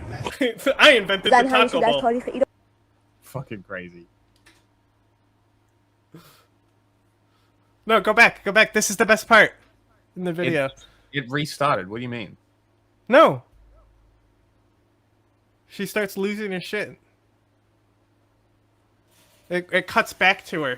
She was just putting in the clip to show that the fucking literal fucking Shah family are pushing this. It's a Persian thing that we invented. ولی تو مسیر انقلابیم، به زودی حال هممون خوب میشه. زیاد وقتتون رو نمیگیرم. این ویدیویی که میگیرم به دست 2 نفر برسه. یک خانم فرح پهلوی اگه اشتباه نگفته باشم. 2 آقای خالد عزیزی یکی از سران حزب دموکرات. از خانم فرح پهلوی میپرسن که معنی زن زندگی آزادی چیه؟ ببینید خودتون. زن زندگی آزادی. خب زن همیشه در تاریخ ایران مهم بوده. زندگی هم برای که زن مادر بچه ها رو به دنیا میاره و آزادی هم که خب الان اینا با تمام شجاعت آمدن و این شعارها رو میدن. Because they have babies. زن همیشه در تاریخ ایران مهم بوده. Women have always been important in the history of Iran. History of Iran. Qajar King. خیلی قبلیشو یادم نیست. I don't remember more than that now. ولی خب میدونم که برده بودن. منظور برده بودنشون They were slaves, yes. منظورت کالا بودنشه. They were goods. آها زندگی. یعنی زن بچه رو به دنیا میاد. وای. مرسی که گفتی. آزادی هم دیگه بچه‌ها میاد خیابون یعنی آزادی دیگه. خواب دیدی خیر باشه. رهبر عبدالله اوجلان واسه اولین بار زن رو به عنوان اولین ملت به اسارت گرفته شده در تاریخ معرفی کرد و پس از آن ایدئولوژی زن رو در تاریخ 1998 میلادی ارائه داد. زن زندگی آزادی یا همان ژنژیان آزادی یعنی تا زن آزاد نشود جامعه آزاد نخواهد شد. خانم فرح پهلوی، حالا شما از ناآگاهی بوده، من میخوام از مجریتون سوال کنم، حداقل یه هماهنگی میکردی که این بیچاره اینجوری ضایع نشه. و شما آقای خالد عزیزی، شمایی که تو صدای آمریکا لم دادی، این شعار زن زندگی آزادی که الانم بهش اشاره کردید برای شما چه معنایی داره؟ عده‌ای میگن که برشک این شعاری بود که عبدالله اوجلان برای اولین بار این رو مثلا مطرح کرد. نه اتفاقا هیچ مربوط به عبدالله اوجلان و این مسائل نیست. Is this video the best? Unfucking real. خیلی پرروانه داره میگه نه اتفاقا اینجور نیست، شعار اون نیست. همه مثل دوروبریات احمق که نیستن. نمیگم کتاب بخون، به هر زبونی که تو سرچ کنی تو گوگل تو اینترنت اینو بالا میاره. چی میگی؟ نمیتونید با دروغ مردم رو جذب کنید، نمیتونید با دروغ یارگیری کنید، بس دیگه. در آخر یه چیز دیگه یادم نره که خیلی مهمه. زن زندگی آزادی، ژنژیان آزادی نتیجه حضور پررنگ گریلاهایی که دارن میجنگن و جون میدن واسه آزادی. دارن با دیکتاتورای ترکیه و ایران میجنگن، به خصوص علل خصوص گریلاهای زن. نه شماهای 2000، نه شماهایی که تو این تیوی های بی سر و پا، تیوی های 2000 نشستید دارید زر مفت میزنید.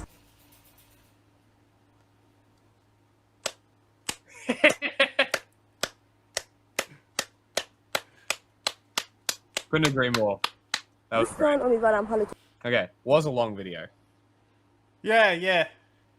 Point is, I think we pretty much dismantled the reason why this actually wasn't a fucking push for regime change is because the fucking Shah family That's right. So Shaw's family, the fucking even the Voice of America guy is on there, fucking helping push it, right? Mm-hmm. Like, what happened to those people? Are they in Iran? How the socialists doing that Israel is backing? Are they relevant? You know, like, why the fuck is a girl like that gonna fucking believe in any of that shit that you're pushing? That shit was not to fucking liberate Iran. The hijacking of this movement by fucking Israel and all that stuff, as limited as it fucking was, had nothing to do with Iran. It had everything to do with justifying more terror by the Israeli regime. That's all it was for. At the end of the day. Because the who fucking benefits more than the Shah's family than fucking opposition bullshit? You know? The real opposition doesn't have a fucking voice because they're on fucking Telegram. Iran had already relaxed many of its dress code laws, and the Fuck off! Fuck off! No, they did not. Go fuck yourself. Also, this is like being like, yeah, but stop and frisk wasn't really a problem. The morality law is not about the fucking hijab, you fucking idiot. It's about justification for police to grab whoever they want. It is a stop and frisk policy of genocide. Cells fizzled out in a matter of weeks, but the Pentagon already got. No, they didn't. A liberal moral panic dressed up as solidarity. 3 years later, during the current escalation, the same liberal feminist playbook is back. This time through influencers. The same one being weaponized by the fucking millionaires who fled Iran. Let's get the fucking Bhutto family to talk about Pakistan next. Honestly, look, man. Wasn't a good picture to be tattooed. Phenomenal tattoo. It is a really. I didn't realize it's fucking. It's a phenomenal portrait. It's so well done. I just would not have chosen that picture. And I guess she doesn't like this picture either, and was like, "Why would you choose this? I hate this picture." Former IDF terrorist Ela Klein posted on her Instagram story this image of a female pilot who participated on the attack on Iran. And to remind you, these are the same pilots that did this to Gaza. The caption read, "Israeli women are heroes. This is the feminist war machine in action." Okay. She later had to apologize, which was really just a justification, explaining how she said it for feminist reasons. She said, quote, "I would like to apologize for my recent story reshare about the female Israeli pilot being a hero.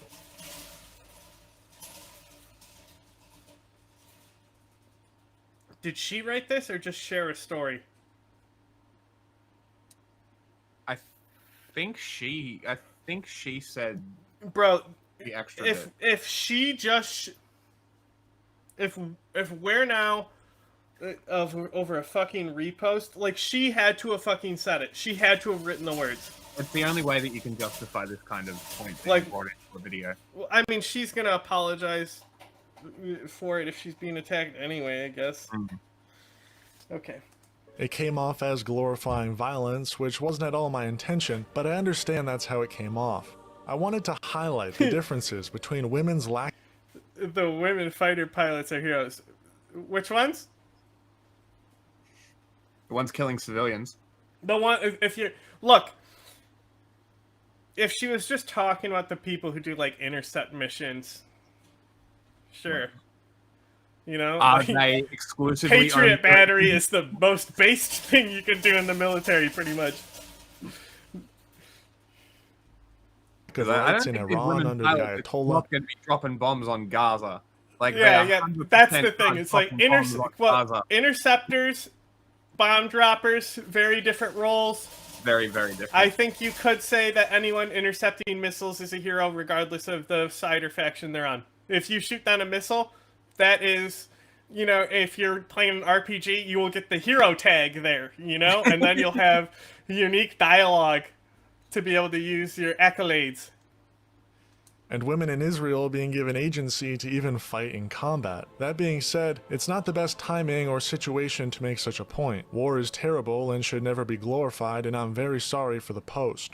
Yes, feminism is when women get to drop bombs on civilians. Empowerment is when you level apartment buildings from 20,000 feet. Like I said, like, I'm sure in her mind it was during interception missions, and she didn't even fucking that. But that's the thing. That's kind of the real thought crime, right? That she wasn't thinking about the bombs being dropped on fucking children. She was only thinking about the Israelis in the bunkers under the threat of the missiles being intercepted, not the Palestinians crushed under the rubble. That's the real issue. That's the real crime, not anything else. All right, the crime is ignorance and to be able to forget. What was that? Something about Jesus?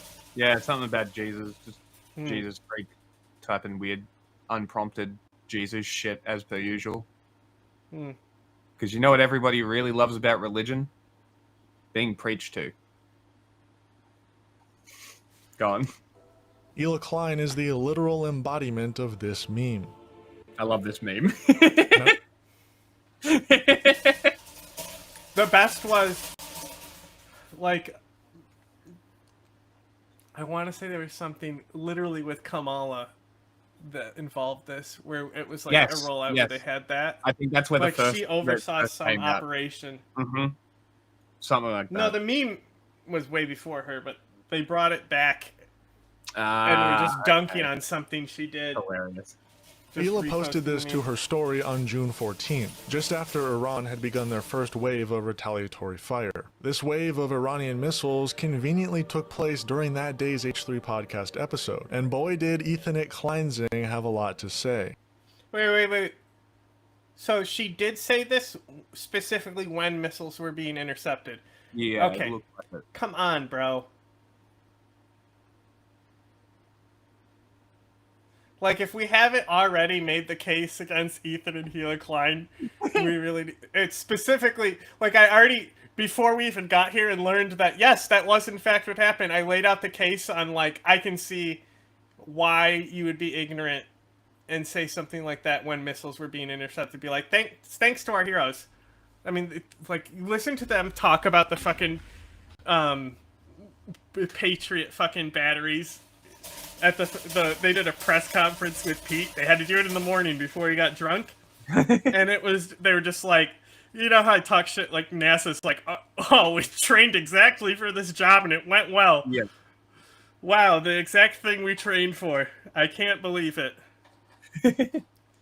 But like, they're just out there being like, and they were down here for this many years and blah, blah, blah. And it's like, sure, the fucking people doing the Patriot missile system that's intercepted missiles are heroes, I guess. Like, I understand how easy it is to repeat something like that.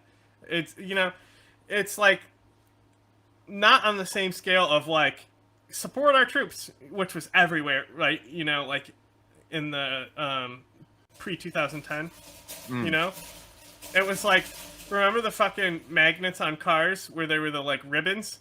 Yeah. Support our troops, autism awareness. Those are the only ones. You know, it's just regurgitatory bullshit. Yeah. They're sending ballistic missiles and they're hitting. Well, pull it up, guys. Oh, that I was gonna look up how many. I literally have it in a tab pulled up. How many missiles they've hit? See where exactly things are hitting, so there isn't a lot of like. Well, I don't want to see the footage impact. I just want to see what's happening like on the skies. Yeah. Okay. Did he say that it was convenient that Iran was responding while their show was live? Come on, dude. It's really? a joke. It's a joke. It fucking better be. I mean, of course it is, man. He doesn't actually think that Iran cares about his show or know who he is. But see, here's Turkey, at least 50 Iranian missiles hit Israel during the 12-day conflict, at least, right? So that's the thing is that like we were watching a lot of the pedophile Richie Medhurst, like this is what he was really stuck on, is that Israel's supposed to be a free country, but they won't let people post the bomb sites on their phones. Yeah. We kept going over that, like returning to that point. It was very weird. But yeah, so that's why I said it might be in the hundreds. Because we're looking at least 50. So, like, plausibly, we might be able to add another 25 to that. Mm-hmm. So, it's getting up there. More impressive than just fucking killing some Bedouin kid. That's true.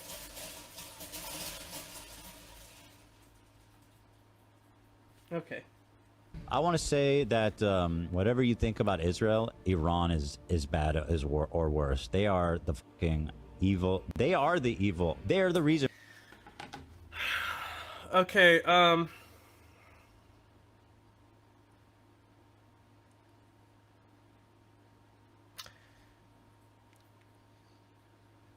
in what way? Because, like, you know, we hear the same shit. Like, Tim Pool was doing a video basically about how, yeah, Hitler may have been bad and did the Holocaust, but the communists killed way more people, so they're actually worse than the fat. We've all heard that shit, you know? Mm-hmm. Mm-hmm. We are not gonna fucking argue that Stalin is worse than Hitler because of, like, this whole, like, black book of communism shit, you know? Yeah. Like, the way that genocide was organized is not comparable to, like, any other genocide. No. No, like, no, it's, it really wasn't. it's pretty fucking wild. And And, and there's comparable things. Obviously, what Yeah. Israel does, but you know what I mean? Like, everything about it. Mm. Like, without that happening, the word genocide would not exist. Okay? Yes. Yeah, yeah. What Stalin did would have been Tuesday. And for all this bullshit, like Hamas, Hezbollah, Houthis, they're all attacking under the direction of Iran. They are all being. Not really. The Houthis and Hamas? I mean, the Houthis act on their own behalf. Almost Okay. always. What's funny about this, okay, this is one of those things that are going to age very poorly, and Yeah. nobody's going to catch this. Hezbollah told Iran, well, that sucks. See you later, when they started getting bombed. If Iran tells Hezbollah when to shoot missiles and gives them direction, why did Hezbollah see it? Wow, that's great. We're cheering for you. Right? Good luck. When even like it was funny because Hezbollah gave this speech when the air campaign in Gaza started. Like, obviously there has been rocket attacks by Hezbollah, but I remember people were throwing shoes at their TV and posted it on media because he's just up there just fucking yapping and about how he's not going to do shit to help Palestine. Like, learn some new group. Maybe we're talking about a Kataib Hezbollah, which may have attacked an American base on behalf of, you know, they may be more under Iran than Hezbollah. Possibly. But the Houthis, to think that, like, anyone could tell them what to do. But also, like, Hezbollah and most of the IRGC things, like, even we missed this, is, like, what Israel was doing. They're gone. They're irrelevant. Oh, yeah. Shit. Okay, I was saying Hezbollah is irrelevant. But, yeah, that's the thing. It's just, like, obviously it was, like, I've said it multiple times about how regime change would be difficult in Iran because you would have to appease the IRGC. The IRGC controls the region, and you would have to give them some sort of base inside the government, you know. Like, look at Myanmar, where it's like the military and the civilian forces battling through there. So yes, Iran funds and arms them. Okay. It doesn't mean anything. Like, No, you fund and arm Hezbollah. You ever fucking sold a car before to a used car lot? That's Hezbollah's pocket change now. You support Hezbollah, bitch. Like what? Yeah, they're the used car. It's a joke. The Hezbollah's big because we classify them as a crime nexus, not a terror nexus. Yes. Sometimes they do terrorist attacks and for political agenda and shit, but they're a crime nexus. And the big way they launder money is they fucking sell used cars in Africa. Oh, that's they import them to the like Sahel region and stuff. Crazy. So all the Hiluxes came from them. No. That's more in the north. But there's like a whole like used car lemon industry where these are very like shitty like cars that should be going to scrap heaps that they're able to like resell. Like they're taking from salvage and they're able to like sell these cars. Interesting. In Africa, I think specifically their big branches in Gabon because there's actually like a Shia settlement in Gabon. Interesting. I typed in Shah instead of Shia. In both cases, from what I know, they fund them and arm them. Well, yeah, like it's how do they arm them now? It doesn't matter. It doesn't Assad matter. fell a while ago. That route's gone. True, that's a good point. But also at the same time, who gives a shit who arms and funds people? Yeah. It literally doesn't matter. Like through the whole Cold War, America and Russia were funding everything, right? There was no independent shit there at all. It was all funded. Even now, like America is well known to be the world's largest weapon dealer. Of course, America arms the majority of the world. Yeah, in but region, like China, Russia, also and Iran sells weapons to Hezbollah, but like they're a crime nexus. They don't the way they supply their shit. Like the militant and missile side of Hezbollah died in Syria. You know? Like Hezbollah's whole like military posturing died in Syria. They have very much been in just this political entity. I mean even when the brute blast happens, you know, like they were basically clinging to keep that under wraps. Not the blast, the investigation. Yes, yeah. Because it was them, right? It was their stockpile. Okay, look. It was nitrates. It was on a questionable Russian vessel that was barely seaworthy. And the way the math comes off, it was like slightly short. Like a specific amount that like rounds off very well. I have to look at my notes. It's been so many years. Yes. So it very much looks like it's part of. Actually, what was going on is it was part of the funneling to get those nitrates to Assad's barrel bombs, because the same way time this ship is taken in port. So basically, what they do is they drop off the cargo shortage in Syria, in the Russian port there. Yeah. Then they were going to Lebanon to pick up additional cargo, so they made weight. When they docked there, because the vessel was basically sinking, they held them because the vessel was not seaworthy. Because it's a Russian shady company, nobody was coming to the phone to fucking get the vessel out of there. That vessel eventually sank in Beirut's harbor. Oh. And so the nitrates were confiscated off of it, and they decided to put it next to where they were confiscating other illegal things, like fireworks. Oh. So, but the nitrates had been known about for years. There's multiple government reports saying that they should have been moving them a long time ago. Yeah. But Hezbollah controls that port, and they were the ones who were silencing the investigation into it. That's when the clashes happened, where they have the Metal Gear Solid video where the sniper fucking domes that guy for running out in the street.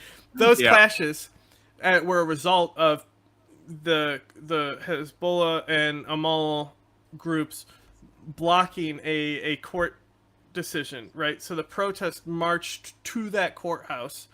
Yep. They were then confronted by various things. There might have even been like someone designed to escalate it by shooting people. That's a possibility. But Gambia and Gabon both have Shia. Okay. But very, very small. Okay. Interesting. I didn't know that. That's very interesting. All right, video. Jihadists, fucking Islamists, like mega, like these ultra, you know, I don't even know how to say it, militant, super religious zealots, right? This is all coming from Iran. You talking about Israel? Under their direction. You know who hates Iran, the Iranian government the most? Iranian. The people. Every Iranians. Iranian you ask is like, them. I can't wait for them to be gone. At least he's not saying Israelis and Iran. Iranians actually have like a really good connection. They Yeah, dude. always cheering for each other. Cause, See? I mean, a lot of Jewish. These fucking Pavaltis. Fucking. That's what happened. Like, they brought the Shah over here and he was able to build his little fucking empire. You know? Where everyone thinks he's great now. Well, it's like, the fucking Chinese cult that does the fucking weird dance about communism. You know? Like, Li Keqiang or whatever. What's his fucking name? You know, the runner Lee, of it's definitely Lee. But you know, Lee it's like that Hongzhi. type of shit. You get your compound, you're able Lee to fucking Keqiang, I get your think, is followers come over, all that I think shit. he's an official. Li Keqiang. I think he's like the foreign ministry or something. Huh? Persians are in Israel from Iran. Yeah. And so it's a very there's a strong bond between the people.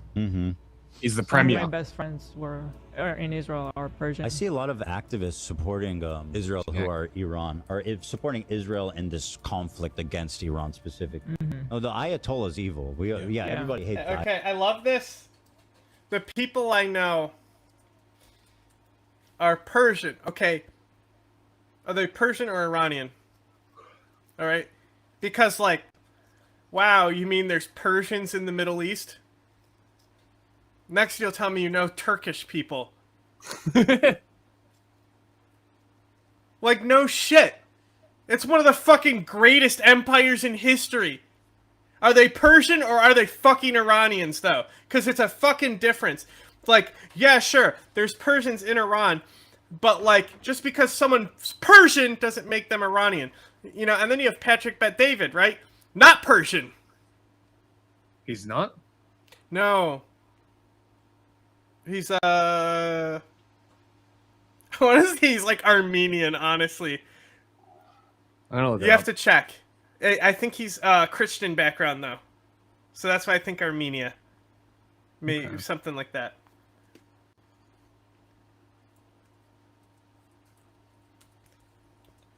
Patrick Bet-David is not a Persian name.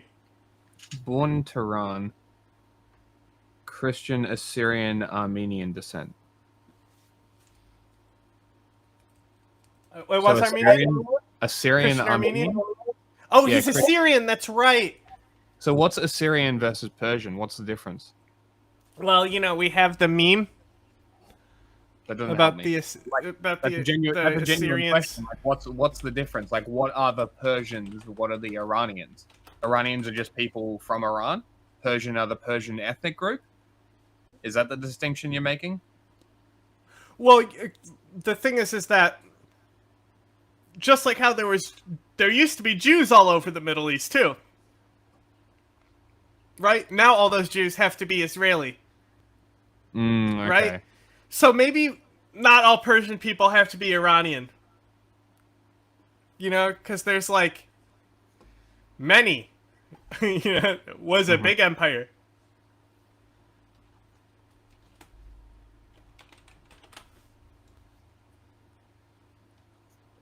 Shah.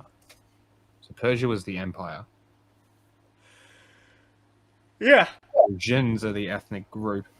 Indigenous to the Iranian plateau. Okay. But then, like, what is it? It's a 3-letter ethnic group in Iran, south of Kurdistan. Luri, right? So completely different ethnic group. Might as well just be almost said Persian. Nobody fucking recognized the fucking Lur ethnic group, and it's literally older than the Kurdish groups. Crazy. You know, like it's been around. So the Baloch, Turkic tribes, Arabs, Azerbaijan, Kurds, Lurs are all ethnic groups in Iran. Mm-hmm. But see, like, that's another thing. It's just, like, associating the Persian identity in Iran together, Well, you know? It's typical fascist shit, right? That's people who conflate the CCP with the Chinese identity. This is the issue, though, that I've been... for an hour now, I've been going on about this issue about conflating these movements inside Iran to be these Persian ethnic movements, right? It's done for a reason. It's because the Iran regime benefits from it, and these fucking Shah loyalist dissidents motherfuckers that are never gonna go back to Iran. Yeah. Because they're helping keep the regime in power. They don't actually care. They're fucking making millions and shit. Yeah. It's funny, there's very little Arab population here. Yeah, but where there is, Israel's funding them. So what are the Gilaks?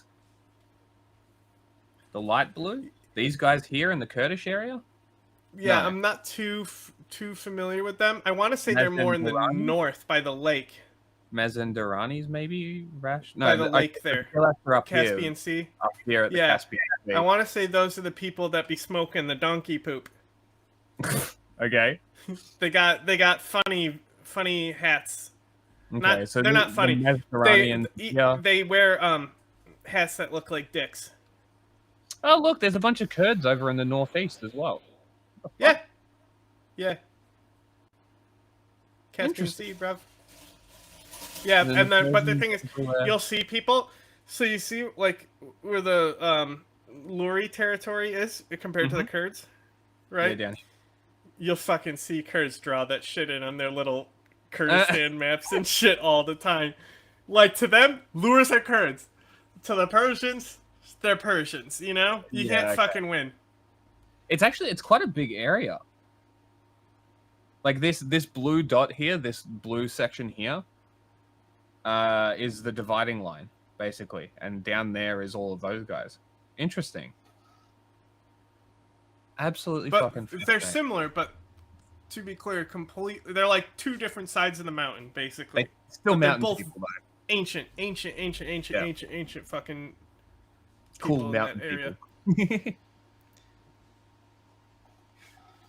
Okay, back to the video. justifying Israel. I told her. By the way, you know what I mean? 10 minutes in now.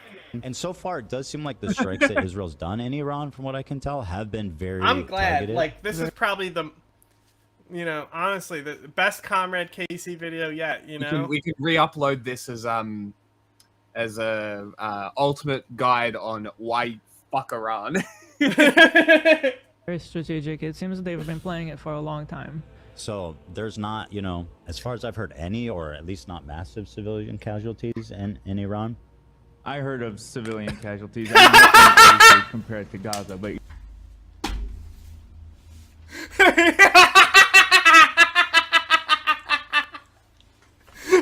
Imagine thinking a bomb was dropped and no civilians died. Like, imagine like fucking waking up every day to that naivete. How great life must be. Atrocities? Pfft, just don't think about them. The people intercepting the missiles are heroes. Heroes, absolutely heroes. more targeted.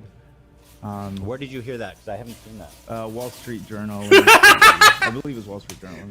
Bro, where did you hear that? Oh, the fact that you fucking dropped bombs on a prison in the middle of a fucking neighborhood.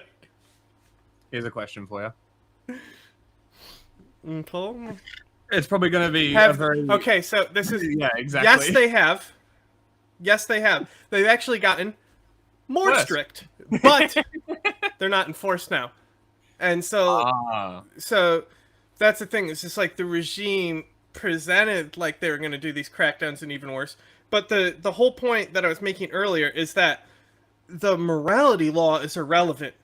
The point of it is to detain whatever woman they want. Yeah.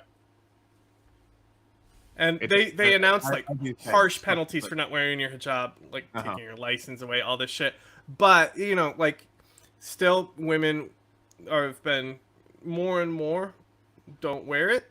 Mm-hmm. So there has been advances there. A lot of the people who are the actual movement, you know, not the fucking Palaviv perverts twisting the movement to fucking sell more books or whatever the fuck they want, right? The people actually in the movement, they will say, this is point to our success in the movement. They made these laws, but they're too scared to actually enforce and enact them. Yes. Right? They are too scared to have another incident like that. Yeah, because they realize it could throw them over. I mean, like, I guess Israel was too busy bombing Palestinians to see their fucking golden opportunity to eliminate their opposition. I still think, you know, I still think it's one of those, we need them. They're the, you know? Because then how will we justify bombing these civilians if we overturn the Iranian regime, right? Think about this, right? The Iranian Islamic Revolution never happens. Okay? What do you think the Middle East looks like?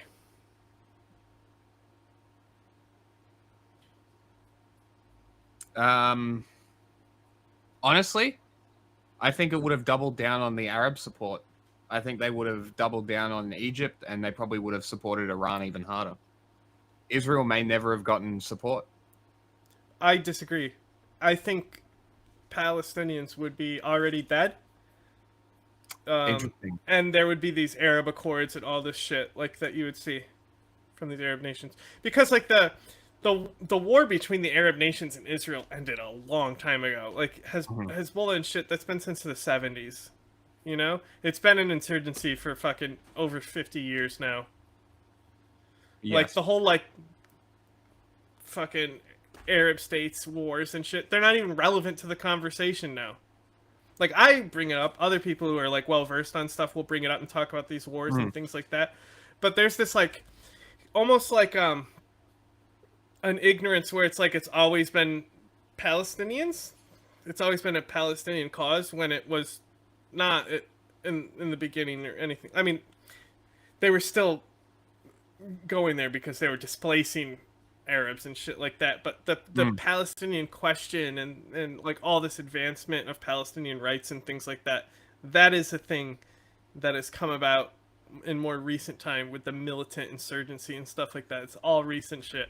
These states have been on board with Israel really since the 70s. Okay. Interesting. And if anything, Iran was one of the ones who would still do like weird shit to show that he totally wasn't owned, and he was like his own like fucking party. thinker. Like his party in the desert with his exotic birds. No. Like he would tell the U.S. to fuck themselves and join in on like that's a really cool base thing that happened in the 70s before it got really militant and shit. OPEC fucking basically told the United States to go fuck themselves and made it so he had gas lines around blocks and shit. Cool. And the Shah was part of that. Interesting. But he's supposed to be America's man. So right? what? He caused the gas crisis. No. He's part of OPEC. So like he has ideological and regime differences between Saudi Arabia, but they're still OPEC. They're still a cartel. Yeah. Okay. Right, and they did this because of Palestine. With they fucking raised price per barrel or embargo. They did an oil embargo on the U.S. It was very successful actually politically. That's what we need to be advocating for, is shit like that. But these Arab states would never sign on to that today, right? No, America's got too much reliance. Like they've Iran evidence. It can't happen. This is the problem. Iran just exists to justify Israeli action now. For them. And that's the thing, is they learned on October 7th the fucking cost of that. Yeah. Can you pass that? It is definitely seems to be a target. I said the word learned. That might have been a strong war. Yes, a strong word. It was more of a fuck around and find out and then forget. Yeah. But hopefully there's no civilian deaths. If there are, that's horrible. There is. It's a bomb. They're terrible. The worst. Question for you. They're the problem with every fucking thing in that. It's funny. I feel like everyone blames a lot on Israel. And listen, Israel is a shit stir, and they're fucking mass murdering people in Gaza. But Iran is like is this driving force behind Hamas. Right now, Iran is looking extremely.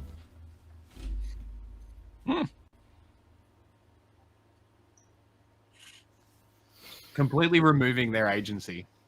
I love it when people do this. I love it when people remove all agency from people currently getting oppressed by a big state. It's so great. Hamas. Okay, let's just. Like, this is just Wikipedia here, not official research or anything. Inherently a racist. Now we're telling Ethan he's an idiot. Now we're back on board with Casey.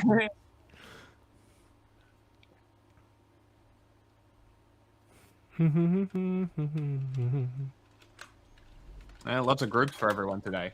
Learning.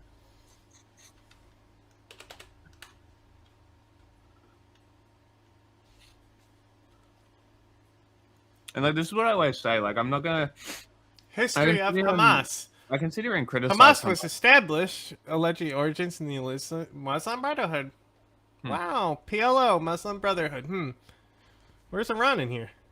Is there an Iran in here that I'm not seeing? That's weird. Very Where weird. did all the other funding come from? Guess it's not relevant. Oh well. Oh, Egypt? No way. Like, bro, like,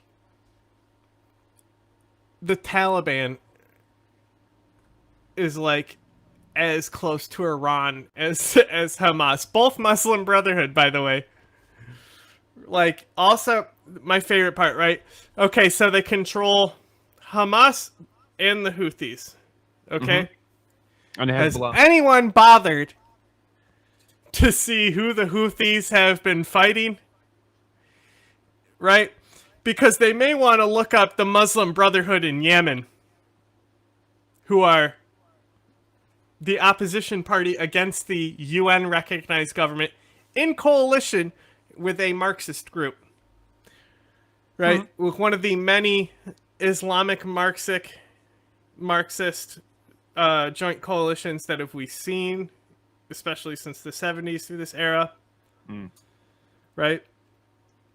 So the Houthis are now at war with the government, and the opposition party inside that government is Hamas. Yeah, it was the Hamas wiki.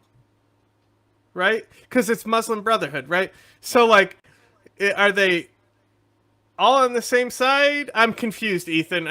Where does Iran fit into all of this? Like, this whole thing where it's like, you know, Iran funded bad people. Crazy. Everyone.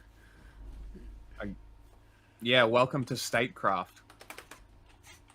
Are you new? Video. Hang on. Okay. While you're I was gonna say, hey, remember these guys? Who were they fighting? What was going on here? Who's that? Who's this Daniel Ortega guy? You think he's a thing? You think he's relevant today? Probably not. Who are these guys fighting? What do you think they were about? Oh, what in Guatemala? Christian socialism. What? Yeah. U.S.-backed group known as the Contras was formed to overthrow the Sandinista government. Contra. Oh, it was Guatemala. Okay. What is the Contras associated with here? Oh, wasn't it like called the Persia? No. Iran. No. Iran, not Persia. Yeah. What did America give this terrorist regime missiles? Maybe those missiles were even used on Israel. Uh-oh. Now we figured it out. The reason why America must fund Iran, they're Hamas. Oh, it was in front of me the whole time. Hold on. Political scandal of the U.S. centered on arms trafficking to Iran between 81 and 86, facilitated by Holy North. As Iran was subject to an arms embargo at the time of the scandal, the sale of arms was deemed illegal. The administration hoped to use the proceeds of the arms sale to fund the Contras, an anti-Sandinista rebel group in Nicaragua. Well, Daniel Ortega, I heard he's pretty bad, and he's a dictator who rigs elections, so I'm sure these Contras were based libs. Passed by Congress 411-0, signed into law by Reagan, further funding the Contras by legislative appropriations and prohibited by Congress. Was prohibited by Congress, sorry. So further funding of the Contras was prohibited, but Reagan administration continued funding them secretly. The Egyptian state does not fund Hamas. The funds come from Egypt on the ground, though. Like, Egypt also is against these groups, too, because they're nationalist, and the Muslim Brotherhood was founded by Qutb and shit to kill Abdel Nasser and shit like that. So, military dictatorships in Egypt has a lot of problems with the Muslim Brotherhood, who is also Hamas. So there's a lot of history. They actually shot at Nasser, and it was recorded on radio, and he had his whole like fight thing with Trump, except he actually was like able to say some like crazy, like he starts going nuts, being like, "You're a bitch," you know, like he goes on a whole fucking rant, and it's said that this assassination attempt, where all the bullets somehow missed, solidified his political legacy and his power in Egypt. It's said. It's a long time ago. I wasn't there. Fair enough. How does Hamas get their arms? Do they do it via smuggling through Egypt? Yes. Also, as I've already pointed out, the ports through the Levant, you have Tartarus. I know it's not called Tartarus. Syria, controlled by Russia. Beirut is Hezbollah. And then, obviously, Hamas is a little more questionable because you have the sea control by Israel. That's why it exists, because it's, like, smuggling shit there, right? You know, the United States fucking took Gaddafi's missiles and shit to Syria. You just fucking, like, the Mediterranean Sea is the easiest body of water to navigate, right? Yes. So, like, you can get all kinds of things. But, like, also, Hamas can make, like, Israel banned sugar cookies because Hamas can take the sugar to make rocket fuel, you know? That's pretty funny. Like, but like the missiles and shit that Hamas gets, those come from Iranian purchases because, like, those types of systems, Russia doesn't really, I mean, it's not like they don't sell under the table. But, like, Russia's a little bit more obvious with their pen. Yeah. But it's like... Can we talk about how fucking cool this rifle is and that it's made in Palestine? Like, the Hamas guys are sending Fatah rockets. Where'd they get those from? Like, domestically produced in Gaza, these snipers. Fucking They, cool. Actually, Iran stole the Shahed drone design from Hamas. Really? Yeah, Hamas was way ahead on the homemade drones. That's awesome. Yeah. They had a bunch of fucking drones, and then we started to see loitering munitions in other places. Well, here we go. I guess none of them were Delta Wing like Iran's Shahed, but like the technology to do that drone shit came from Hamas. Did you see somebody found one in Iraq, crashed in their backyard? They're like, "Can I turn this into a model airplane or some shit?" frankly. And I think the Ayatollah is evil. You know what I mean? So getting rid Wow. of them Bold take. would not be a bad Bold take. Head of a government is evil. thing at all. I don't know about you, but this might be the most overtly pro-Israel thing Ethan's ever said. And that's saying a lot. He's Hang not on. just... We've paused 10 times through Ethan's idiocy here, so... And I clearly thought it was stupid because I tore it apart several times. Let's hear the complete thing. But hopefully there's no civilian deaths. If there are, that's horrible. Doofus. The Ayatollah. They're terrible. Like the worst. Oh, They are the problem with every fucking thing in that. It's funny. I feel like everyone blames a lot on Israel, and listen, Israel is a shit. So he's talking about how bad Iran is in the region.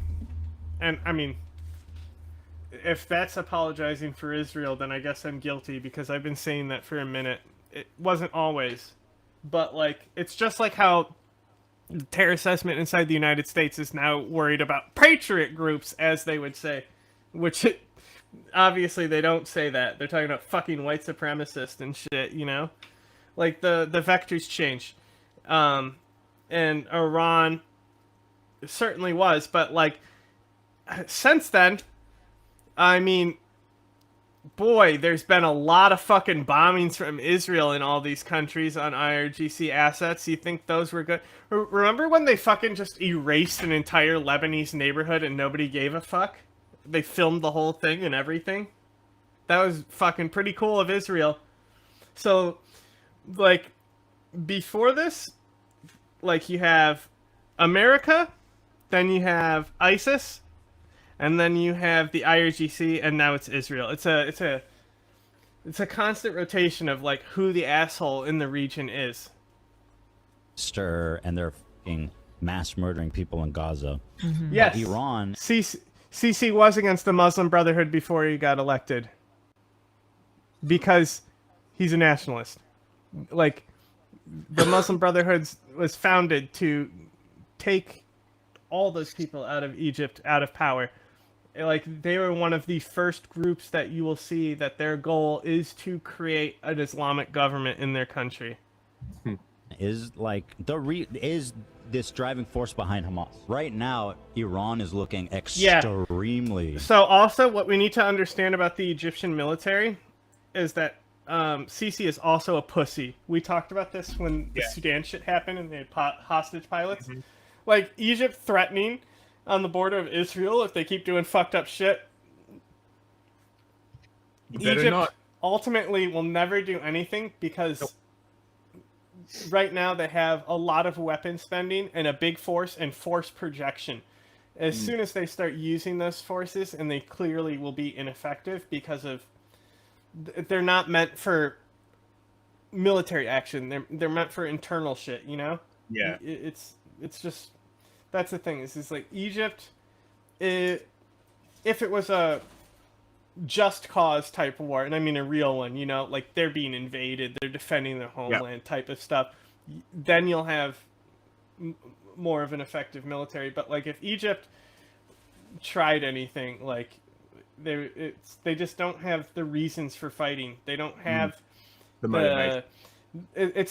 Honestly, it's funny because of how nationalist, like you have Nasser, Sadat, and Sisi, you have like this nationalist stronghold that is pretty, and I forgot who they ousted. I think he was a nationalist too. Mubarak?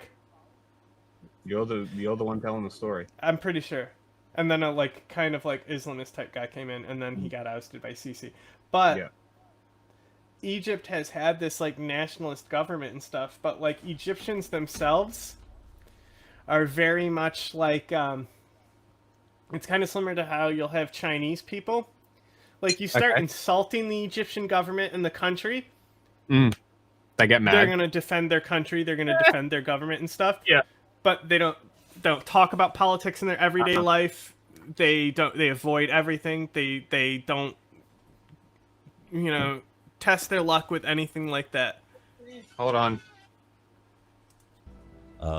Vulnerable and defenseless, frankly. And I think the Ayatollah is evil. You know what I mean? So getting rid of them would not be a bad thing at all. I don't know about you, but this might be the most overtly pro-Israel thing Ethan's ever said. And that's saying a lot. I will say, as far as dictators in the Middle East, okay,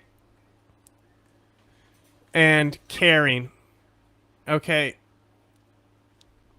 it's depending on how we like rate that level of care, but I do think Jordan has to be mentioned. Like, they still sign on with things that are going to benefit their own interest and their own power a lot of times, because the US and shit, these will align. But like, Jordan has a role here, and it's not about caring about people or things like that, because I don't think we should look at government institutions. I mean, maybe it would be nice if they cared. I just don't expect them to. I don't put that on them. It's just not something that, you know, caring's for doctors.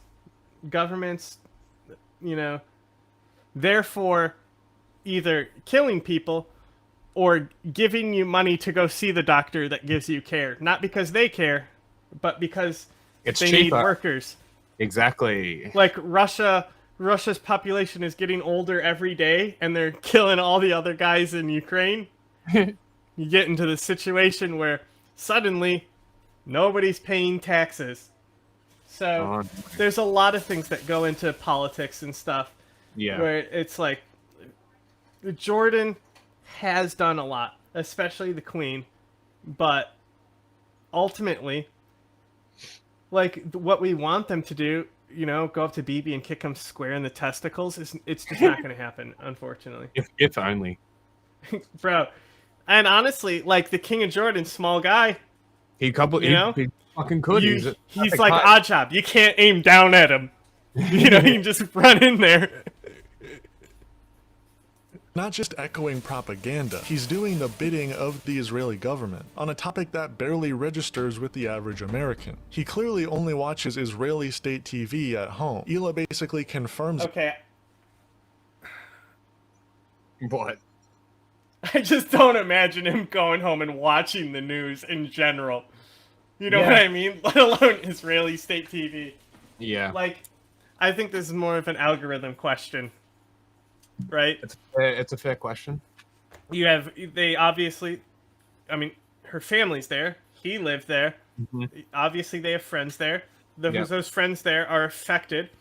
Yep. Like, whether they support Gaza or not, we have to understand that when you're in the middle of a war, especially if you're having missiles sent at you, like, look at, like, the bombing and the Blitz in London by, like, Hitler. It, like, changed the entire attitude about the war. Yes. Right? Yep. So, like, we need to understand is that while it's funny that, like, Israel was like, can you believe they bombed our hospital? Like, everyone is, like, afraid and reactionary when the fucking missiles are coming. And then those friends that they have in Israel might share these narratives, and they're afraid and reactionary. And it's just, it's not that he's intentionally seeking out, like, government narratives or government stories or things like that. It's it's a mimetic zeitgeist of things. This is what I was trying to explain to my friend when I was talking to him about Israel, and he was arguing that no, it's not genocide, it's whatever. And he came back to me a couple months ago and was like, I've come to realize that you were right. And now I realize how many people around me have exposed me to this narrative. And I'm like, I told you, man. I fucking told you. You don't watch the news, but you are exposed to it. Yeah. Well, And it's just like this whole thing where people talk about, like, you may not watch Fox News, but it affects your everyday life. Yeah. They literally decide the narratives for crazy. so many things because it just becomes the counter Fox News narrative type stuff. It's wild. So that's what I think. It's really ignorant of him, but also at the same time, when you look at a lot of these, like, opposition protests, Like, I think the initial points Ethan made in the beginning, he was very emotional and not expressing them well, but I understood where he was coming from. Yeah. But, like, I also agree with the let's make this genocide about me type shit that people will say. Like, this shit is not about you, you know? But he's like, but Jews are under threat. It's like, it's like fucking telling somebody all lives matter. Yeah, it is the like, same the thing. issue was Black lives. Yeah, it's Black lives at the moment that are currently at the behest of the cops. So if people say a little bit of anti-white stuff that hurts your fifis. Yeah, I'm not gonna. Yeah, but that's the thing. Is just like that's why I said if I had 30 minutes with Ethan, I'd change his life. I'd show him like these info networks and stuff. It'd be like both sides, like just be like how it's like, bro, you think you have control over your brain, you do not. It's also very interesting to talk to people who are like deep in that narrative, like that Black Lives Matter narrative, where they're saying that anti-white shit. I'm like, tell me why, like. That's what I'm curious about. Like, what brought you to this point? For Nazis, I know, right? For Black people like that, I kind of understand, but I don't quite get it, right? Explain. Tell me why you are here. If you take it personally as like you're the white person they're talking about, I feel like it's on the same level as like women saying men. And but that's the thing. That they're talking about getting angry and replying. It's like you're literally doing the thing. Like, we talk about it, like, you know, we can point out specific protests that are IRGC protest funded and stuff like that, you know? But, like, Ethan only sees a piece of that, right? Yeah. So, like, he can see, because it's pointed out to him through algorithms and shit, he can see, like, oh, this is, like, weird IRGC connections, stuff like that. You know, like, my favorite was this wasn't Ethan, but the narrative was the Shahada flags in Germany being flown by the Syrians who wouldn't fly a fucking Ba'athist flag. The Palestinian flag is literally identical, not exactly identical, but close enough to the Ba'athist flag. The political faction of Ba'athism is basically the Palestinian flag, right? So these people were carrying Shahadas in the Palestine protest, and that immediately became Germany loves al-qeada. Yeah. It didn't pick up, but for a minute it was like really dumb about that. Yeah. Interesting.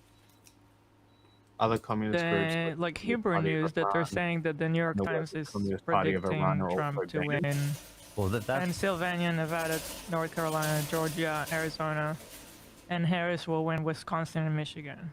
Why are you getting the news from You're getting the breaking news from Israeli media? I just sent you what Hila sent. I do see it on Israeli news, yeah. Well, it's starting to look like Ethan and Hila might be working directly with the Trump administration, because 9 days after that episode aired, Donald Trump ordered the bombing of 3 Iranian nuclear sites, completely unauthorized by Congress, and an incredibly reckless move that could explode this conflict far beyond what we've seen so far. That's it. I think our bombing Iran stream really shows this. Now I know, like, obviously this Casey edited this, you know, this was 2 days ago, so like obviously he was working on this in advance, so I'm not gonna like we still don't know the fallout of this, no pun intended, but as I said then and I said now, I really don't think it's a big deal. Like, it's just like, did you know Ukraine bombed the bridge again today? Did they knock it down? Then I don't really care. That type of stuff, you know? It's like, no shit. Like, they've always been bombing each other. Obviously, it's much different, but like, I don't know. I think the most shocking thing was Trump fucking putting Bibi in timeout, telling him he can't. It was very funny because they were like, Iran let a little rocket slip and Israel was ready to send the most bombs they've ever sent just because of a little mistake that one guy made with a rocket. They like downplay Iran firing. and then upplay how powerful Israel's response was going to be. It's so fucking bizarre. Israel was not fucking dead. What happened?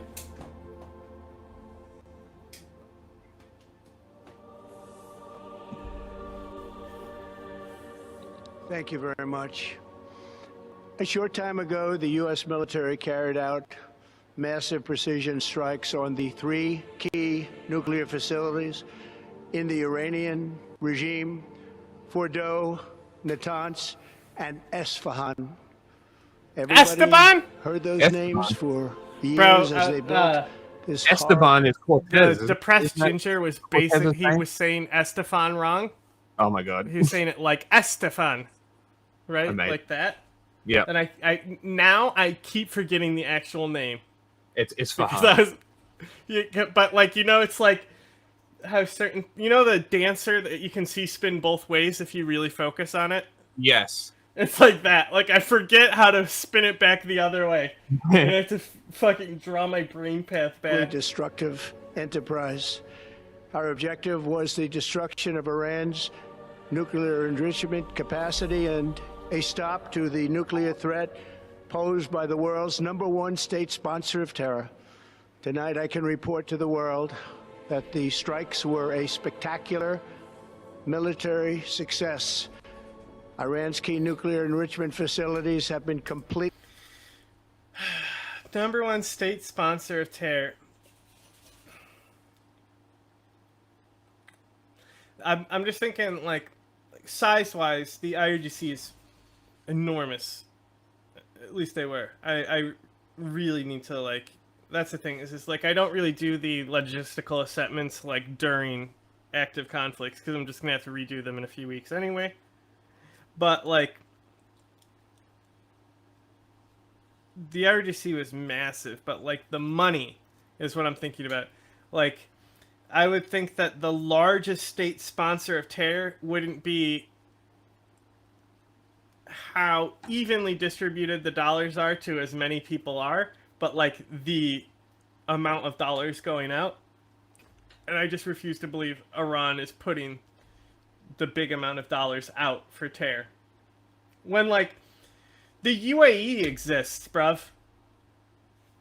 Like they gotta be spending more money on terror. And totally obliterated. Do you have 100% confidence that Iran's Money-wise, nuclear it's Qatar. site... Yeah, them UAE. That's what I'm saying. Is like even America. Like were totally destroyed. the IRGC is large though. Well, Kristen, I'm not going to get into sensitive intelligence about what we've seen on the ground there in Iran, but we've seen a lot, and I feel very confident that we have substantially delayed their development of a nuclear weapon, and that was the goal of this attack. That's why it was a success. And of course, what happens next, again, Kristen, is up to the Iranians. This isn't even a popular position in the United States. 2/3 of Democrats. We substantially delayed the program that they set, that we have been saying they could do if they wanted to, but they just haven't wanted to, I guess. Democrats oppose war with Iran. Even 53% of Trump supporters don't want it. President Trump's approach to the conflict between Israel and Iran has divided his supporters. Many on the far right do not want the United States to get involved in this conflict, while others who are more right of center believe... I'm just... Trump is a fucking irrational baby, but like... He is, yes. You know, like, if we were gonna go to war with Iran, well, why now? Because they're weakened by Israel? Like, there was plenty of things that they could have justified, just, you know, but like, ultimately, you wanna know why America didn't fucking start a war with Iran based on their bases being bombed in the Middle East? They're smart enough to recognize they are occupiers. America. Right? At the end of the day, they're actually recognizing to a degree that Iran is justified in attacking them. Right? Okay. I mean, that's the whole like policy when they started paying the militias in Iraq. Oh. You know? they understood that they were seen as invaders, and they're like, look, we can get out of here if you kill ISIS. Right? Like, they recognize the legitimacy of these attacks against America and why they're happening. Yeah. To a degree. You kind of have to, though. You The can't US must do kind of live in an unreality where you're supposedly this great white savior. Yeah. Like, the thing is like, because, like, just pretend Trump doesn't exist here. You know, Marco Rubio's president. Trump never happened, okay? Marco Rubio, you know, that a pussy stinks. He I wouldn't say that he's a different type of hawk. You know? He's like very he's interesting, honestly. I understand where the information he gets comes from, and then how he twists it to make dumb conclusions. But like a lot of the times, he's one of the guys on the right who's actually hitting when it comes to foreign policy. And this is before Trump, obviously. So he's president, and he's like, wow, Iran attacked our base. It's time for war. You know what the people are going to say? Where was the base? And why was it there? Yeah. Iran can attack American bases all day, especially if they're not killing Americans on them. When they do kill Americans, like, nobody, to show how complacent the U.S. is in this, like, Pod Save America, all these guys, when we were doing the fucking footage review, I was looking for how many actually fucking recognized that the real attack was not the one on Qatar. Right? What attack are we talking about, sorry? The one that fucking was on the, like I showed you the radar sensor in Iraq that they destroyed, and like there's other attacks. The one that killed, Americans died. Yeah, the one not that killed in Qatar. the soldiers and that got drone strike response. No, they got boned. That's right. And they were like, "Oh, we quit. Sorry." Those guys. No. That was Biden. I'm talking about the other day. Oh. We were looking. So when they attacked Qatar, I showed you the pictures of the yes, radar systems, right? Yes. So like Iran successfully hit a U.S. base and destroyed a radar system in response. And we're gonna act like, oh, Iran is so nice, they wanted us to let us know where the bombs were coming because we own everything and they're afraid of us and they just need to save face for their people. I mean, it's a posture. You need to save face for your people. Yeah, that's literally what they do. Even the pod libs aren't fucking pointing this shit out. You're anti-Trump and not fucking pointing that shit out? Get out of here. You fucking foreign policy wonks. You fucking... Like, they're just so mad that the JOPCA got shredded by Trump.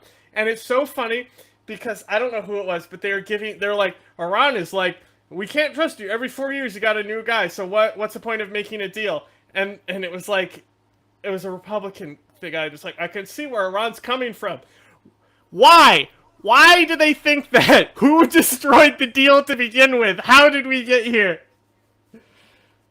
Everything they can to stop Iran from getting a nuclear weapon.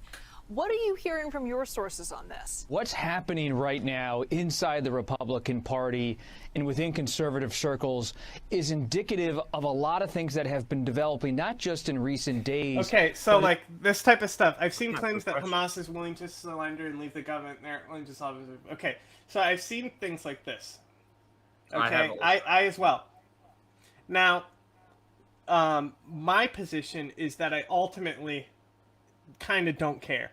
So the example I gave about this the other day is that Iran was like, oh, we're actually open to further discussing a deal with America.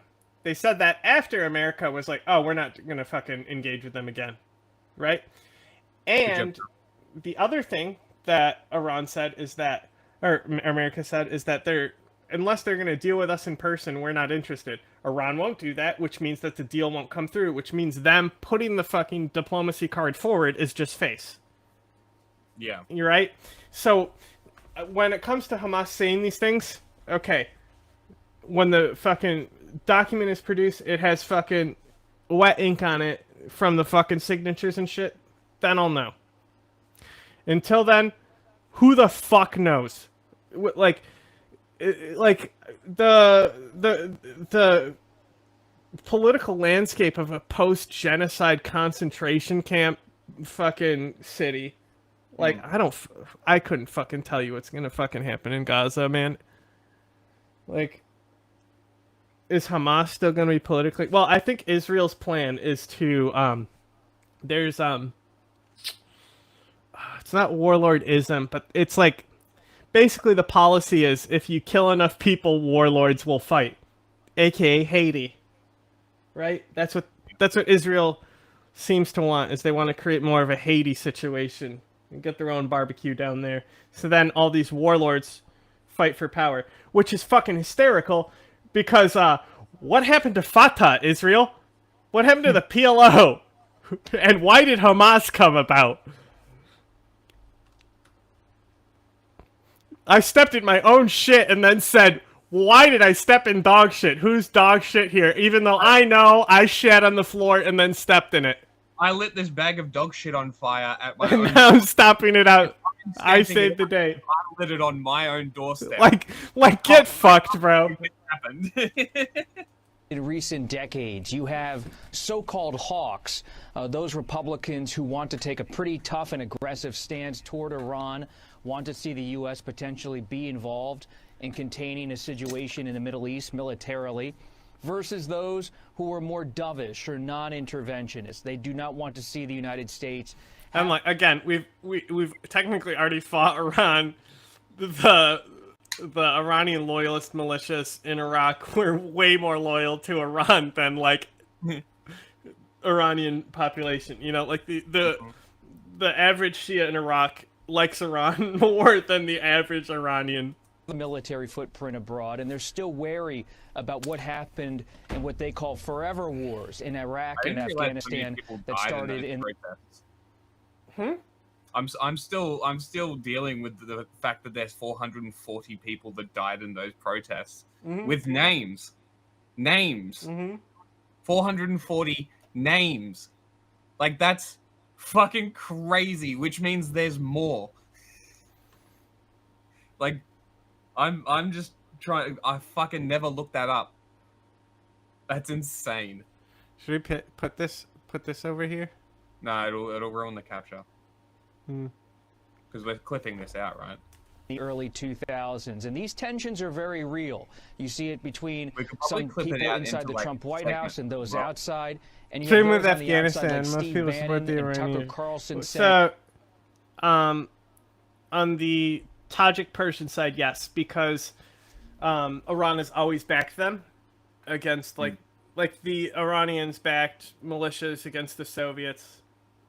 The Iranians were like, people want to paint like, especially pro-Talibs, they want to paint like Ahmed Shah Massoud as like America's guy. No, there's a reason why he was killed. Iran was like, hey, we should tell the Americans that the terrorist organization that threatened a jihad against them just fucking killed a guy in Afghanistan. He was like the main opposition guy to the Taliban. That's like clearly like they're making major political moves if they just took this guy out, because it really, like, you can tell, like, one, they did it to get favor with Omar, but then two, what do you think the U.S. did before they actually invaded Afghanistan? What do you think they did before the invasion? You know, this is all leading up to Operation Anaconda, when they're bombing the fucking, not the Candle Mountains. What's the mountains where he snuck away, where they said his fortress was? Kanduz? Yes.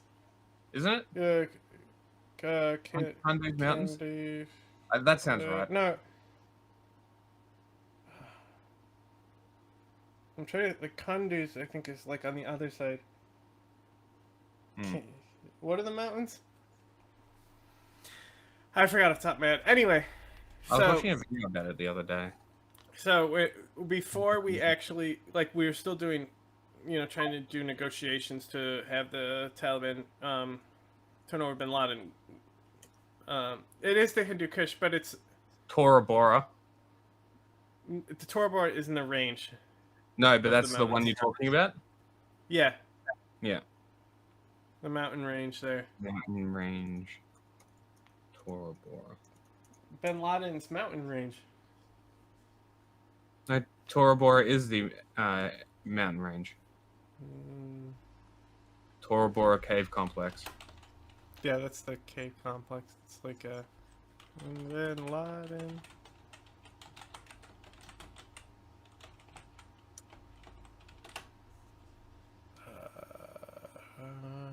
You have to get yeah, that it's just saying Tora Bora. I thought there was another name.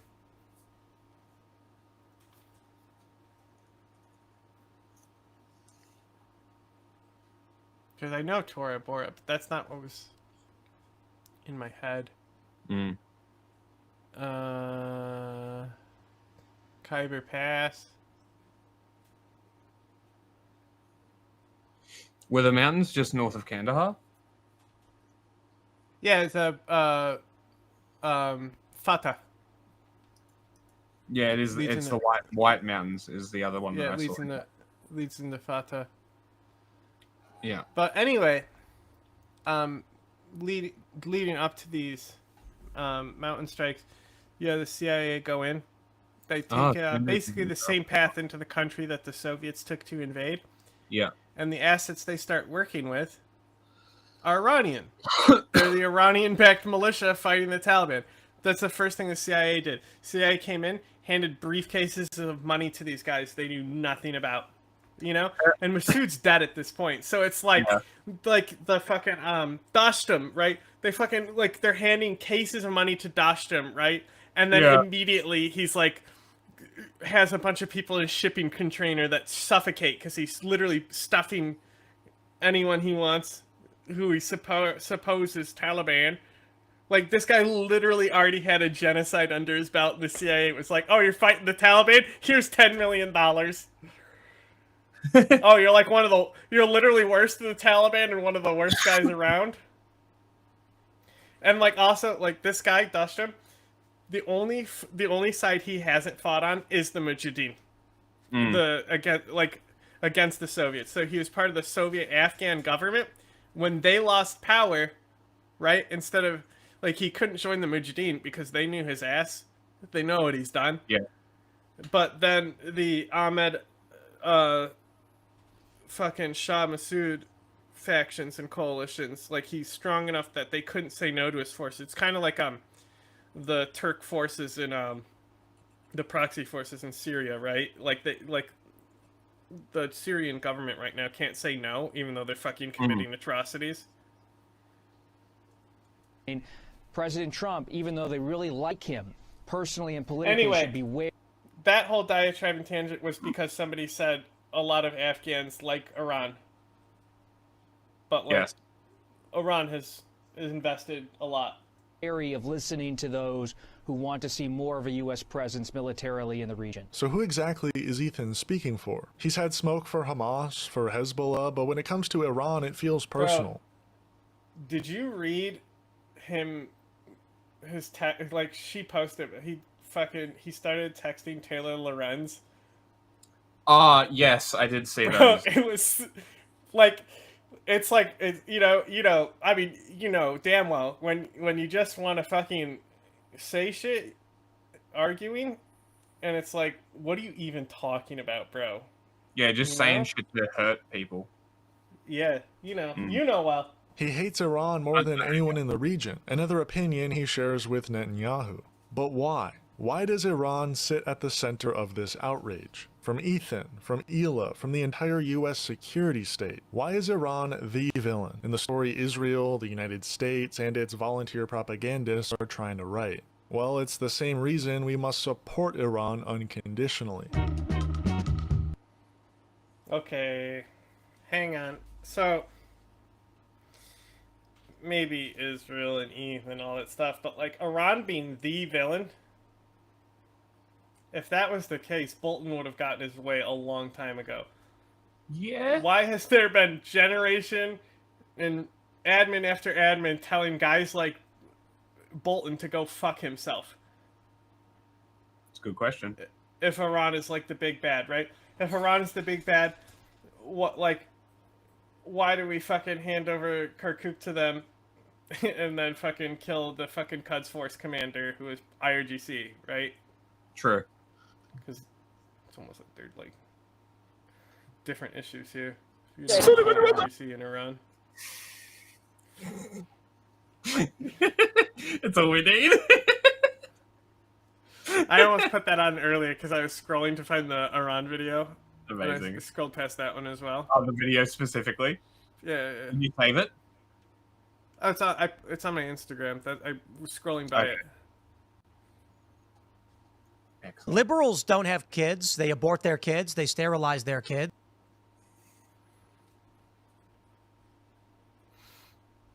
Anyway.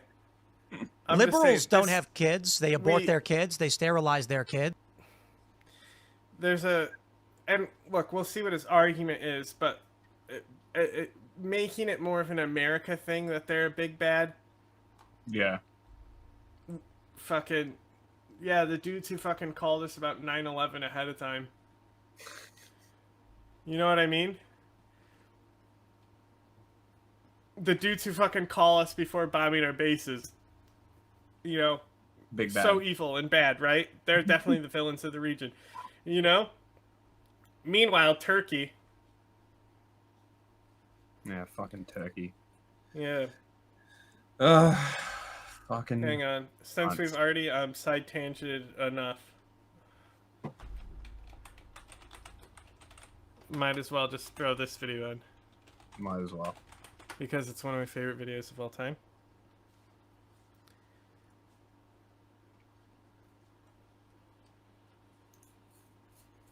What did Turkey do? Everything. An ad! Fuck Turkey. What did Turkey do? Bro, get out! Like, I'll tolerate a round apology, but don't you fucking start with me. Fuck Turkey. Fuck Turkey. Okay?